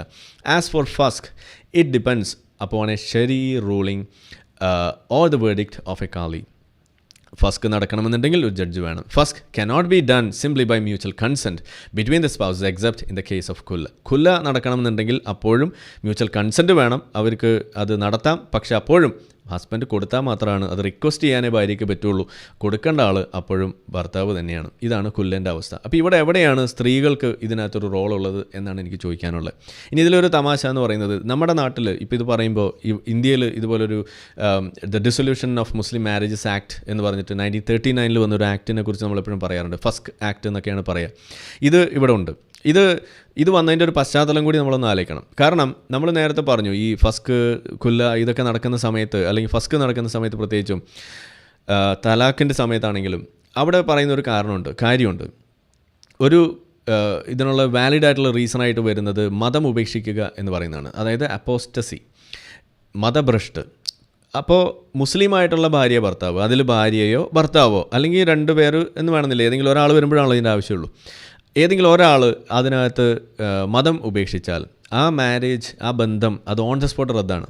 അവിടെ പിന്നെ ബന്ധമില്ല. പിന്നെ ഇനി അത് നടക്കണമെന്നുണ്ടെങ്കിൽ രണ്ടാമത് പോയിട്ട് അവിടെ കലീമയൊക്കെ ചൊല്ലി വീണ്ടും കല്യാണമൊക്കെ കഴിക്കണം എന്നൊക്കെയാണ് പറഞ്ഞു വെക്കുന്നത്. ഇതാണ് ഞാൻ ഫേസ് ചെയ്ത വിഷയം. നമ്മളിത് ചെയ്തതോടുകൂടി, മതം വിട്ടു എന്ന് അറിയുന്നതോടുകൂടി പള്ളിക്കാരും വീട്ടുകാരെല്ലാവരും കൂടിയിട്ട് പള്ളിക്കാരെയൊക്കെ അറിയിക്കുന്നു, ഇത് ബന്ധം വേർപെട്ടു, ഇനി നിങ്ങൾ ഹറാമാണ്, ഇതിനി വ്യഭിചാരമാണ് എന്നൊക്കെ പറഞ്ഞ് അവരെ പേടിപ്പിച്ച് അവരും കുടുങ്ങി. അങ്ങനെ അവസാനം ആണ് ഞാനിപ്പോൾ ഒറ്റാൻ തടിയായിട്ട് ഇതുപോലെ വന്ന് നിൽക്കണേ, പെര നിറഞ്ഞ് നിൽക്കുകയാണ്. ഇതാണ് സംഭവിച്ചത്. അപ്പോൾ ഈ സംഗതി ഏറ്റവും കൂടുതൽ ഉപയോഗിച്ചത് ഇതൊരു കുറുക്ക് വഴിയായിട്ട് അന്നത് സ്ത്രീകൾ മനസ്സിലാക്കി. കാരണം ഈ പുരുഷന്മാരാണെങ്കിൽ നമുക്ക് തലാക്ക് തരുന്നില്ല, നമ്മളിട്ട് വലിപ്പിക്കുകയാണ്. കുല ചോദിച്ച് റിക്വസ്റ്റ് ചെയ്ത് കഴിഞ്ഞാൽ അതും അവർ തരുന്നില്ല. മ്യൂച്വൽ കൺസെൻ്റ് ഒക്കെ ഉണ്ട്, പക്ഷെ ഇപ്പോൾ തരാം, നാളെ തരാം, മറ്റന്നാൾ തരാം എന്ന് പറഞ്ഞ് വെച്ചുകൊണ്ടിരിക്കുന്നു. അങ്ങനെ കുഴങ്ങിയ സ്ത്രീകൾ എന്ത് ചെയ്തു? അവസാനം അവർ ഈ മതം ഉപേക്ഷിക്കാൻ തുടങ്ങി. മതം ഉപേക്ഷിച്ച ആളുകൾ ഇസ്ലാമിൽ നിന്ന് പുറത്തു പോകുമ്പോൾ സ്വാഭാവികമായിട്ടും അവിടുത്തെ നമ്മളുടെ പണ്ഡിതർ കുണ്ഠിതരായി. അപ്പോൾ ഇന്നിപ്പോൾ പണ്ഡിതർ കുണ്ഠിതരായി എന്ന് നമ്മൾ പറയുമ്പോൾ ഇതിന് മുന്നേ കുണ്ഠിതരായത് 1990, 35, 34 ആ കാലഘട്ടങ്ങളിലാണ്. എത്ര കാലം മുന്നെയാണ് നിങ്ങൾ ആലോചിക്കുക. അന്ന് വീണ്ടും കുണ്ഠിതരായ പണ്ഡിതരെല്ലാവരും കൂടിയിരുന്നിട്ടൊരു തീരുമാനമെടുത്തു, ഇതിങ്ങനെ വിട്ടാൽ ശരിയാവില്ല, അപ്പോൾ അതുകൊണ്ട് നമുക്ക് എന്തെങ്കിലും വേണമെന്ന് പറഞ്ഞിട്ട് അന്ന് അവർ നിയമം നടപ്പിലാക്കാൻ വേണ്ടി ബ്രിട്ടീഷുകാരുടെ അടുത്ത് എത്തി. അവരൊരു സംഗതിയൊക്കെ ഉണ്ടാക്കിയിട്ട് പുറപ്പെടുവിച്ചൊരു നിയമമാണ്, അന്ന് പാസ്സാക്കിയെടുത്ത സാധനമാണ് ഈ പറയുന്ന ഈ ഡിസൊല്യൂഷൻ ഓഫ് മാരേജസ് ആക്ട്, ഫസ്ക് ആക്ട് എന്ന് പറയുന്നത്. ഇത് മുസ്ലിം സ്ത്രീകൾക്ക് അനുവദിച്ചിരുന്നില്ല എന്നതാണ്. അപ്പോൾ ഇത് പിന്നീട് അനുവദിക്കുന്ന ഒരു അവസ്ഥയിലേക്ക് കൊണ്ടെത്തിക്കുന്നു. അപ്പോൾ എന്തായി? ഇത് തടഞ്ഞത് സത്യത്തിൽ നിങ്ങൾ വിചാരിക്കാം, ഫസ്ക് ആക്ട് കൊണ്ടുവന്ന് മുസ്ലിങ്ങൾക്ക് അത് കൊടുത്തില്ലേ, സ്ത്രീകൾക്കത് കൊടുത്തില്ലേ, അവകാശം അവർക്ക് കൊടുത്തില്ലേ എന്ന് പറയുമ്പോൾ നിങ്ങൾ വിചാരിക്കുക, അവർക്ക് കിട്ടാതെ പോയിരുന്ന ഒരു നിഷിദ്ധമാക്കി അല്ലെങ്കിൽ അവർക്ക് നിഷേധിച്ചു കൊണ്ടിരുന്ന ഒരു അവകാശം അവർക്ക് മുസ്ലിങ്ങളായിട്ടുള്ള ആളുകൾ അവരുടെ മഹാമനസ്കത കൊണ്ട് കൊടുത്തു എന്നായിരിക്കും നിങ്ങൾ വിചാരിക്കുക. ഒരു മണ്ണാങ്കട്ടയല്ല. ഈ സ്ത്രീകൾ മതം വിട്ടു പോകാൻ തുടങ്ങിയപ്പോൾ അത് തടയാൻ വേണ്ടിയിട്ട് ഇന്ന് ഫസ്കെങ്കിൽ ഫസ്ക് എന്ന് പറഞ്ഞു കൊടുത്ത സാധനമാണ് ഈ സാധനം. അതല്ലാതെ നിങ്ങൾ വിചാരിക്കുന്ന പോലെ അവരുടെ നിഷേധം അത് അവസാനിപ്പിച്ചതല്ല. മതത്തിൽ നിന്നും സ്ത്രീകൾ പുറത്തേക്ക് പോകുന്ന അവസ്ഥ ഉണ്ടായപ്പോൾ അത് തടയാൻ വേണ്ടിയിട്ടാണ് ഈ ഫസ്ക് ഇവിടെ വന്നത്. ഇതാണ് ഇതിലെ ഏറ്റവും വലിയ തമാശ. ഇനി ഇതൊക്കെയാണ് ഇവിടെ എടുത്തു വെച്ചിട്ട് നമ്മൾ പറയേണ്ടത് വരുന്നത്. ഇന്ന് ഇതാരും പറയാറില്ല. മാത്രമല്ല, ഇപ്പോൾ ഷാബാനു കേസിനെ കുറിച്ചും അതുപോലെ ഉള്ള കാര്യങ്ങളൊക്കെ നിങ്ങൾ കേട്ടിട്ടുണ്ട്. ഷാബാനു കേസ് 1986 85 സമയത്ത് നമ്മളുടെ രാജീവ് ഗാന്ധിയുടെ ആ ഒരു സമയത്ത് സംഭവിച്ചിട്ടുള്ള കാര്യത്തെക്കുറിച്ച് നിങ്ങൾക്കറിയാം. അതിൽ അവരുടെ വിവാഹമോചനം നടക്കുന്നു, അവർക്ക് ഒരു വിവാഹമോചന അവരുടെ മെയിൻ്റനൻസ് കൊടുക്കുന്നതിനുമായി ബന്ധപ്പെട്ടുള്ള കേസ് വരുന്നു, അത് അവർക്ക് അനുകൂലമായിട്ടുള്ള വിധി വരുന്നു. അപ്പോൾ അത് മതത്തിനെതിരാണെന്ന് പറഞ്ഞിട്ട് അന്നത്തെ മത നേതൃത്വം ഇവിടെ പറയുന്നു. അങ്ങനെ അതിന് വേണ്ടിയിട്ടുള്ള വലിയ കോലാഹലം ഉണ്ടായപ്പോൾ അവിടുത്തെ നമ്മളുടെ മുതലാളി ഉടനെ, രാജീവ് ഗാന്ധി ഉടനെ അത് റദ്ദാക്കുന്നു. എന്നിട്ട് റൂള് അവിടെ ഓവർടേൺ ചെയ്യുന്നു. അങ്ങനെ എന്താ ഇപ്പോൾ ഇവിടെ ഉണ്ടായത്? അതിന് മറുപടി ആയിക്കൊണ്ട് ബാബറി മസ്ജിദ് അവിടെ തുറന്നിടുന്നു. പിന്നീട് നമ്മൾ കണ്ട ആ വലിയ വർഗീയ ലഹളയിലേക്ക് പോലും കാര്യങ്ങൾ കൊണ്ടെത്തിച്ചതൊക്കെ നമ്മൾ കണ്ടത് എങ്ങനെയാണ്? ഒരൊറ്റ കേസിൽ നിന്ന് തുടങ്ങിയ സാധനമാണ് ഈ പറയുന്നത് മുസ്ലിം മതപ്രീണനം. അത് തന്നെയാണ് ഇവിടെ ഈ ഭൂരിപക്ഷ വർഗീയതയ്ക്ക് വളം വെച്ചത് എന്നുള്ളതിൻ്റെ അടുത്ത +1 ഉദാഹരണം കൂടിയാണ് ഈ പറയുന്ന കേസ്. മുസ്ലിം സ്ത്രീകളുടെ കാര്യം വരുമ്പോൾ നവോത്ഥാനം വന്ന് ഞമ്മക്ക് ഹറാം എന്ന് പറയുന്ന നിലപാട് അത് കോൺഗ്രസും ഉണ്ട്, അവിടെ ഇടതുപക്ഷമുണ്ട്, എല്ലാവരും അതിൽ കണക്കാണെന്ന് പറയുന്നതാണ് ഈ ഒരു വിഷയത്തിൽ നമുക്ക് പറയാനുള്ളത്. ഇനി ഇതിൽ മറ്റൊരു തമാശ എന്ന് പറയുന്നത്, പെറ്റൊടുവിൽ നമ്മളൊരു നിയമം ഇവിടെ കണ്ടു, ഇത് വീണ്ടും സുപ്രീം കോർട്ട് അവിടെ എടുത്തു വെക്കുകയാണ്.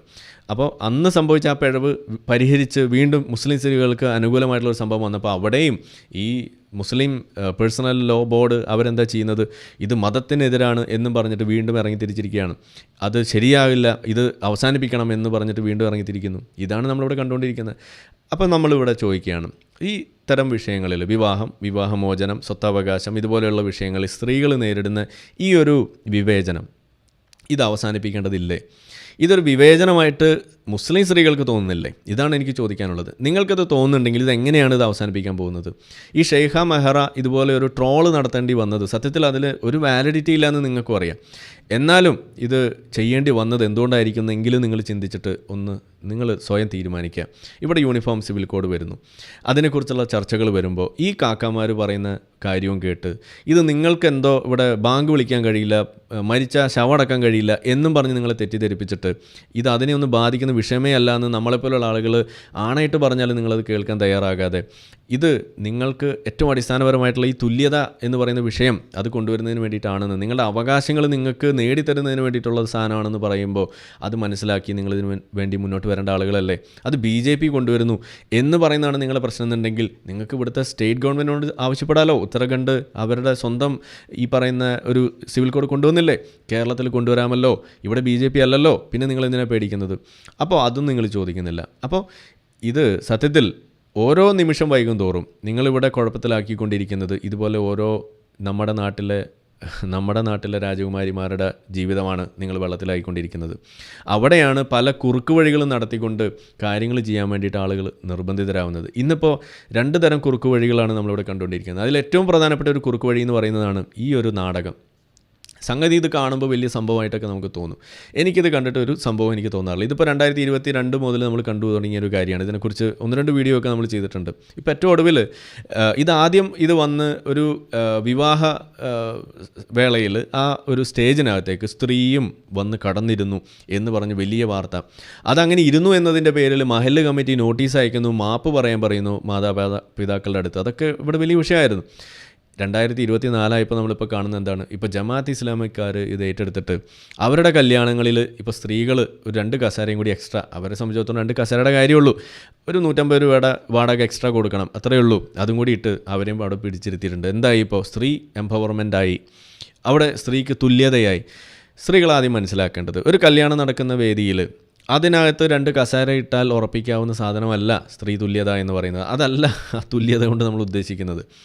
ഇവിടുന്ന് അങ്ങോട്ട് ഉള്ള ഓരോ കാര്യത്തിലും നിങ്ങൾക്ക് പിന്നെ തുല്യത എന്ന് പറഞ്ഞു പോയിട്ട് അതിൻ്റെ പകുതി പോലും ഇല്ല എന്നിടത്താണ് ഇതിൻ്റെ കാര്യങ്ങൾ കിടക്കുന്നത്. അവിടെയാണ് ഇതിൻ്റെ വിഷയങ്ങൾ കിടക്കുന്നത്. അത് നിങ്ങൾ അഡ്രസ്സ് ചെയ്യാൻ നിങ്ങൾ തയ്യാറാവുന്നില്ല. അപ്പോൾ സത്യത്തിൽ ഇതുപോലെയുള്ള ഈ നാടകം, ഈ കൺകെട്ടുകൾ, ഇത് സത്യത്തിൽ നിങ്ങളെ യഥാർത്ഥ വിഷയങ്ങളിലേക്ക്, യൂണിഫോം സിവിൽ കോഡ് പോലെയുള്ള വിഷയങ്ങൾ മുന്നോട്ട് വെക്കുന്ന ആ വിഷയങ്ങളിലേക്ക് നിങ്ങളെ ശ്രദ്ധ കൊണ്ടുപോകുന്നത് തടയിടാൻ വേണ്ടിയിട്ടുള്ള ഒരു ശ്രമം കൂടിയായിട്ടാണ് ഞാനിതിനെ കാണുന്നത്. ഇതിൽ നിങ്ങൾ മയങ്ങി നിന്ന് പോകരുത്. എനിക്കൊരു കസേര കിട്ടിയല്ലോ, അതെങ്കിലും കിട്ടിയല്ലോ എന്ന് പറഞ്ഞിട്ട് ഇരിക്കുന്നവരാകരുത് ഇവിടുത്തെ മുസ്ലിം സ്ത്രീകളെന്നാണ് എനിക്ക് പറയാനുള്ളത്. ഇതിൻ്റെ പ്രാധാന്യം അത്രമാത്രം വലുതാണ്. ഇത് ഇന്ന് നടക്കുന്നു, ശരിയാണ്, ഒരു ചെറിയ മാറ്റമാണ്, നമ്മൾ സമ്മതിക്കുന്നു. പക്ഷേ അതിൽ നിന്നു പോകരുത് എന്നാണ് ഞാനിവിടെ പറയുന്നത്. നിന്ന് പോയിക്കൊണ്ടിരിക്കുന്നു എന്നതാണ് കാണാൻ കഴിയുന്നത്. കാരണം ഈ യൂണിഫോം സിവിൽ കോഡിൻ്റെ ചർച്ച വരുമ്പോൾ നിങ്ങൾ നിശബ്ദരാണ്.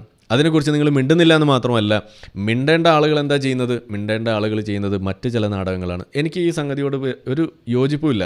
സംഗതി ഷുക്കൂർ വക്കീൽ ചെയ്ത കാര്യം നല്ലതാണ്, ഒരു വലിയ മാതൃകയാണ്, ഒക്കെ ശരിയാണ്. പക്ഷേ ഇത് എത്ര പേർക്ക് ഇത് ചെയ്യാൻ കഴിയുന്നുള്ളതാണ് ഇവിടുത്തെ വിഷയം. ഞാൻ തുടക്കത്തിൽ പറഞ്ഞു, ഓരോ മുസ്ലിം വീടും ഓരോ ഭീകര സംഘടനയാണെന്ന് പറയുമ്പോൾ ഇതുപോലെ ഡിഫൈ ചെയ്ത് ഇത് ചെയ്യാൻ ഒരു പുരുഷൻ വിചാരിച്ചാൽ അത് ഓക്കെ, അവിടെ നടക്കും. ഒരു സ്ത്രീക്ക് എങ്ങനെ ഇത് ചെയ്യാൻ കഴിയും? കാരണം ഇതിൽ ഈ അവകാശം എന്ന് പറയുന്നത് സ്ത്രീക്കാണ് നിഷേധിക്കപ്പെടുന്നത്. പുരുഷൻ അത് പ്രൊവൈഡ് ചെയ്യേണ്ട ആളായിട്ടാണ് ഇസ്ലാം അവിടെ അവതരിപ്പിച്ച് കൊണ്ടുവച്ചിരിക്കുന്നത്. സത്യത്തിൽ അങ്ങനെ ഒരു പൊസിഷൻ്റെ ആവശ്യം എന്താണെന്നല്ലേ നമ്മൾ ചോദിക്കുന്നത്. ഇത് സ്ത്രീക്ക് സ്വാഭാവികമായിട്ട് കിട്ടേണ്ട കാര്യമാണ്.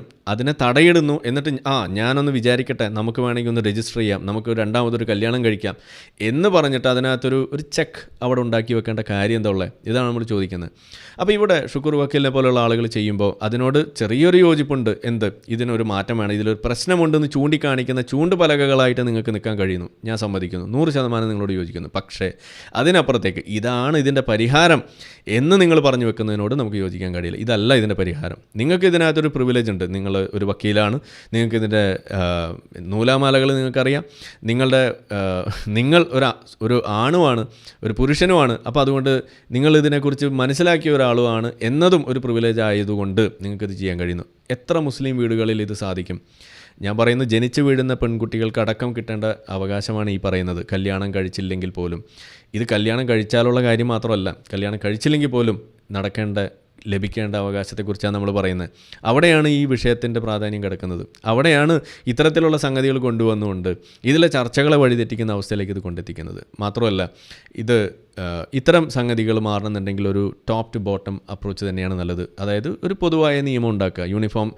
യൂണിഫോം സിവിൽ കോഡ് എന്ന് പറഞ്ഞാൽ അതിൻ്റെ അർത്ഥം അതിങ്ങനെ ഒറ്റ പാക്കേജായിട്ട് കൊണ്ടുവരണമെന്നില്ല. ഇവിടെ എങ്ങനെയാണോ ഹിന്ദു കോഡ് കൊണ്ടുവന്നത്, കഷ്ണം കഷ്ണമായിട്ട് ഓരോ മേഖലയിലുള്ള സാധനങ്ങളെ അത് യൂണിഫൈ ചെയ്ത് കൊണ്ടുവന്നത് എങ്ങനെയാണോ, സമാനമായ രീതിയിൽ വിവാഹം സംബന്ധിച്ചിട്ടുള്ള ഒരു നിയമം നിങ്ങൾ ഇറക്കൂ. നിയമം നമ്പർ 1. അപ്പോൾ ഫാമിലി നിയമം എന്ന് പറഞ്ഞിട്ട് വേറൊരു പേരിട്ടിട്ടോ എങ്ങനെ വേണമെങ്കിലും നിങ്ങൾക്ക് ഇത് സംബന്ധിച്ചിട്ടുള്ള നമ്മളുടെ ഒരു 5 or 8 വരുന്ന ഒരു നിർദ്ദേശങ്ങൾ നമ്മൾ അന്ന് കമ്മീഷന് മുന്നേ നമ്മൾ അയച്ചിരുന്നു. നോൺ റിലീജിയസ് സിറ്റിസൻസിൻ്റെ നേതൃത്വത്തിൽ നമ്മളൊരു കുറിപ്പ് എഴുതി ഒരു റിപ്പോർട്ട് പോലെ ഉണ്ടാക്കി നമ്മുടെ നിർദ്ദേശങ്ങൾ പല ആളുകളായിട്ട് കൺസൾട്ട് ചെയ്തതിന് ശേഷം നമ്മളത് അവിടെ അയച്ചു കൊടുത്തിട്ടുണ്ട്.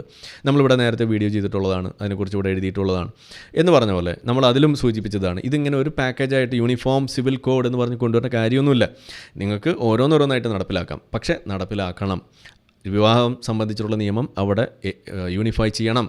വിവാഹമോചനം സംബന്ധിച്ചിട്ടുള്ളത് യൂണിഫൈ ചെയ്യണം. സ്വത്തവകാശം സംബന്ധിച്ചുള്ളത് അത് യൂണിഫൈ ചെയ്യണം. അഡോപ്ഷൻ, അങ്ങനെ ഓരോ സാധനങ്ങൾ, മെയിൻ്റനൻസ്, ഇതെല്ലാം ചെയ്ത് വന്നാലും മതിയെന്നേ. അതല്ലാതെ ഇത് ചില പ്രിവിലേജ്ഡ് ആയിട്ടുള്ള ആളുകൾക്ക് മാത്രം ചെയ്യാൻ കഴിയുന്ന ഒരു നിലയിലേക്ക് ഇത് കൊണ്ടെത്തിച്ചാൽ ബഹുഭൂരിപക്ഷം ആളുകൾക്കും, മൃഗീയ ഭൂരിപക്ഷം ആളുകൾക്കും ഇത് അപ്രാപ്യമായ ഒരു കാര്യമായിട്ട് നിലനിൽക്കുന്നു. മാത്രമല്ല, അത് വലിയ നീതികേടാണ്. ഇത് മനസ്സിലാക്കിയ വ്യക്തികളെന്നുള്ള രീതിയിൽ നമ്മൾ ഇതിനോട് യോജിച്ചാൽ നമ്മൾ ഇതിനോടുള്ള യോജിപ്പായിട്ടല്ല അതിനെ വിലയിരുത്തപ്പെടുക. അത് മറ്റുള്ള ആളുകൾക്ക് ഇത് നിഷേധിക്കുന്നതിന് നമ്മൾ കൂട്ടുനിൽക്കുന്നു എന്നായിട്ടേ അത് മാറുള്ളൂ എന്നാണ് എനിക്ക് പറഞ്ഞു വെക്കാനുള്ളത്. പക്ഷേ ഞാനിവിടെ സമ്മതിക്കുന്നു, ഇതൊരു വലിയ മാറ്റം അത് നടന്നുകൊണ്ടിരിക്കുകയാണ് ഈ കാലഘട്ടം. ഇത് വലിയ ഒരു മാറ്റത്തിൻ്റെ കാലഘട്ടം തന്നെയാണ്, ഒരു സംശയമില്ല. അതിൽ ചെറിയ സ്റ്റെപ്സ് ആണ് എന്നുണ്ടെങ്കിൽ പോലും ഇത് ചർച്ചാ വിഷയമാകുന്നതിന് ഇതൊക്കെ വഴിവെക്കുന്നുണ്ട് എന്നുള്ള ആ ഒരു പോയിന്റിൽ നമ്മളതിൽ കൂടെ നിൽക്കുകയാണ്. ആ കാര്യത്തിൽ ഷുക്കൂർ വക്കീലിനോട് വലിയ നന്ദിയുണ്ട്. കാരണം ഇത് ചർച്ചയാകുന്നതിന് ഷുക്കൂർ വക്കീലിൻ്റെ ആ ഒരു ഇടപെടൽ, ആ ഒരു നീക്കം വലിയ തോതിൽ വഴിവെച്ചിട്ടുണ്ട്. കഴിഞ്ഞ ദിവസം ജബ്ബാർ മാഷ് ഒരു വീഡിയോ ചെയ്തിരുന്നു. മാഷ് ഏതൊരു രജിസ്റ്റർ ഓഫീസിൽ ചെന്ന് കഴിഞ്ഞപ്പോൾ അവിടെയൊക്കെയുള്ള നോട്ടീസ് ബോർഡുകളിൽ പ്രായമായിട്ടുള്ള ആളുകൾ ഇങ്ങനെ വിവാഹം രണ്ടാമത് രജിസ്റ്റർ ചെയ്യുന്നതിൻ്റെ ആ തിരക്ക്, അത് റിപ്പോർട്ട് ചെയ്യപ്പെട്ടിട്ടുള്ളതിൻ്റെ കണക്കുകൾ പത്രത്തിൽ വന്നതൊക്കെ വെച്ച് അദ്ദേഹം ഒരു വീഡിയോ ചെയ്തിട്ടുണ്ട്. നിങ്ങൾക്ക് കാണാം. ഇസ്ലാം വരളുകയാണ് എന്നാണ് ആ വീഡിയോയുടെ ടൈറ്റിൽ. നിങ്ങൾക്ക് പോയി കാണാവുന്നേ ഉള്ളൂ. വളരെ വിശദമായിട്ട് മാഷ് അതിനകത്ത് പറയുന്നുണ്ട്. അപ്പം നമ്മൾ പറയുന്നത് ഇതാണ്, സോഷ്യൽ ഇഷ്യൂസ്, അതിനകത്തേക്ക് മതം ഉണ്ടാക്കി വെക്കുന്ന കുഴപ്പങ്ങൾ ഇന്ന് മുസ്ലിം സമൂഹം കൂടുതൽ ചർച്ചയായി വരുന്നു. അത് ഇസ്ലാമിൻ്റെ അന്ത്യം കുറിക്കും. ഇസ്ലാം ഇപ്പോൾ തന്നെ നാറി പൊഴുത്ത് കിടക്കുകയാണ്. ആ ചീഞ്ഞ നാറ്റം നിങ്ങൾക്ക് മൂക്കിൽ അടിക്കുന്നുണ്ട്. ഇപ്പോൾ അതിൻ്റെ ഏറ്റവും ഒടുവിൽ ഇനി ഇതിനകത്ത് സംഭവിക്കാൻ പോകുന്നത് നമ്മളുടെ കുണ്ഠിതരായ ആ പണ്ഡിതർ അവരുടെ അവസ്ഥയും കൂടി പരുങ്ങലിലാവുന്നതോടുകൂടി ഈ മതത്തെ സംരക്ഷിക്കാൻ പിന്നെ ആളുകളില്ലാതെയാവും. സംരക്ഷിക്കാൻ വേണ്ടി വന്ന നമ്മളുടെ ബാസിലും കൂട്ടരും അവരെന്താ ഇപ്പോൾ എത്തി നിൽക്കുന്നതെന്ന് നിങ്ങൾക്കറിയാം. MM അക്ബറൊക്കെ സ്നേഹസംവാദമൊക്കെ നിർത്തി പഴയ വീഡിയോ ഇട്ട് സബ് ടൈറ്റിൽ ഇട്ട് ഇറക്കുന്ന പരിപാടി മാത്രമേ അവർ ചെയ്യുന്നുള്ളൂ, അല്ലാതെ വീഡിയോ ഇല്ല. നമുക്കാണെങ്കിൽ ഇപ്പോഴും 5-8 വിഷയങ്ങൾ പെൻഡിങ് ആണ്. നമുക്ക് സമയമില്ലാത്ത കാര്യം മാത്രമേ ഉള്ളൂ. ഞാൻ വേറൊരാളെ അപ്പോയിൻറ്റ് ചെയ്താലോ എന്നാണ് ഇപ്പോൾ ആലോചിക്കുന്നത്, അല്ലാതെ നിവൃത്തിയില്ല. അതല്ലെങ്കിൽ ഓഫീസിൽ നിന്ന് ഒരു മാസം ലീവ് എടുത്തിരുന്നിട്ട് വേണം ഇനി ഇതെല്ലാം ഒന്ന് റെഗുലറൈസ് ചെയ്യേണ്ടി വരിക എന്നാണ് എനിക്ക് തോന്നുന്നത്. എന്തെങ്കിലും ചെയ്താലല്ലാതെ കാര്യങ്ങൾ നടക്കില്ല. അപ്പോൾ എന്തായാലും ആ ലെവലിലേക്ക് പോകുമ്പോൾ നമ്മളിതിന് മുന്നേ പറഞ്ഞ പോലെ ഇത് നമ്മുടെ വിജയം തന്നെയാണ്. ഈ സ്വതന്ത്ര ചിന്താ മേഖലയിൽ നടന്നുകൊണ്ടിരിക്കുന്ന ഈ മുന്നേറ്റം, ഈ മതത്തെ എക്സ്പോസ് ചെയ്യുന്ന കാര്യങ്ങൾ, ഇതിൽ മതത്തിൻ്റേതായിട്ടുള്ള ഇസ്ലാമിൻ്റേതായിട്ടുള്ള സാമൂഹിക വിഷയങ്ങൾ, അത് ഉണ്ടാക്കുന്ന സാമൂഹിക വിപത്തുകൾ, അത് കൃത്യമായിട്ട് അഡ്രസ്സ് ചെയ്യുന്നതിൻ്റെ ഭാഗമായിട്ട് തന്നെയാണ് നമ്മുടെ സമൂഹത്തിൽ മാറ്റമുണ്ടാകുന്നത്. അതിലേറ്റവും പ്രധാനപ്പെട്ട ഒരു മാറ്റമായിട്ട് നമ്മൾ പണ്ട് ഇവിടെ അവതരിപ്പിച്ചതാണ്. ഓണത്തിൻ്റെ സമയത്ത് പെൺകുട്ടികൾ ഡാൻസ് കളിച്ചതുമായി ബന്ധപ്പെട്ടിട്ടുള്ള ഒരു വീഡിയോ നമ്മൾ പണ്ട് പങ്കുവെച്ച് നിങ്ങൾ ഓർക്കുന്നുണ്ടാവും. ഉസ്താദുമാരോട് പോടാ പുല്ലേ എന്ന് പറഞ്ഞിട്ടാണ് ആ കുട്ടികളന്ന് ഡാൻസ് കളിച്ച് തിമിർത്തത്. ഓണം ഡിപ്ലോമാറ്റിക്കായിട്ട് ആഘോഷിക്കണം എന്ന് പറഞ്ഞിട്ട് ഇവിടെ വന്ന ഉസ്താദുമാരെ കുഴിച്ചു മൂടുകയാണ് ഇവിടുത്തെ യുവത ചെയ്തത്, മുസ്ലിം യുവത ചെയ്തത്. അന്ന് ഏറ്റവും കൂടുതൽ അത് ആഘോഷഭരിതമാക്കിയത്, ഇവിടുത്തെ ഓണം ഏറ്റവും കൂടുതൽ ആഘോഷിക്കുന്നത് ആരെന്ന് ചോദിച്ചു കഴിഞ്ഞാൽ അത് ഇവിടുത്തെ മുസ്ലിം യുവതയാണ്. അതിന് നമുക്ക് കൈയടിച്ച് പ്രോത്സാഹിപ്പിക്കണമെന്ന് തന്നെയാണ് എനിക്ക് പറയാനുള്ളത്. അപ്പോൾ അതുകൊണ്ട് നമുക്ക് ഈ വിശ്വാസികളിലേക്ക് ഈ വിഷയങ്ങളെ കൂടുതൽ എത്തിക്കാനും അവരുടെ ആ ഒരു ചിന്താമണ്ഡലത്തിലേക്ക് ഇതിൻ്റെ കുഴപ്പങ്ങൾ ഒരു ആശങ്കയ്ക്കും ഇട നൽകാത്ത വിധം പച്ചയ്ക്ക് എക്സ്പ്ലിസിറ്റ്ലി എത്തിക്കേണ്ട ബാധ്യത അത് നമുക്കുണ്ട്. അതുകൊണ്ടാണ് ഇതിനകത്ത് ഒരു മറയുമില്ലാതെ, ഇതിനകത്ത് ഒരു ബഹുമാനത്തിൻ്റെ ഒരു കണികയും ബാക്കി അവിടെ വെക്കാതെ ഇതിനെ പച്ചയ്ക്ക് തുറന്നു തീർക്കുന്ന അവസ്ഥയിലേക്ക് ഞാൻ വരുന്നത്. അതങ്ങനെ തന്നെ പറയും. അത് പറയുന്നതുകൊണ്ട് തന്നെയാണ് ഇത് അവിടെ എത്തുന്നത് എന്നും എനിക്ക് ബോധ്യമുണ്ട്.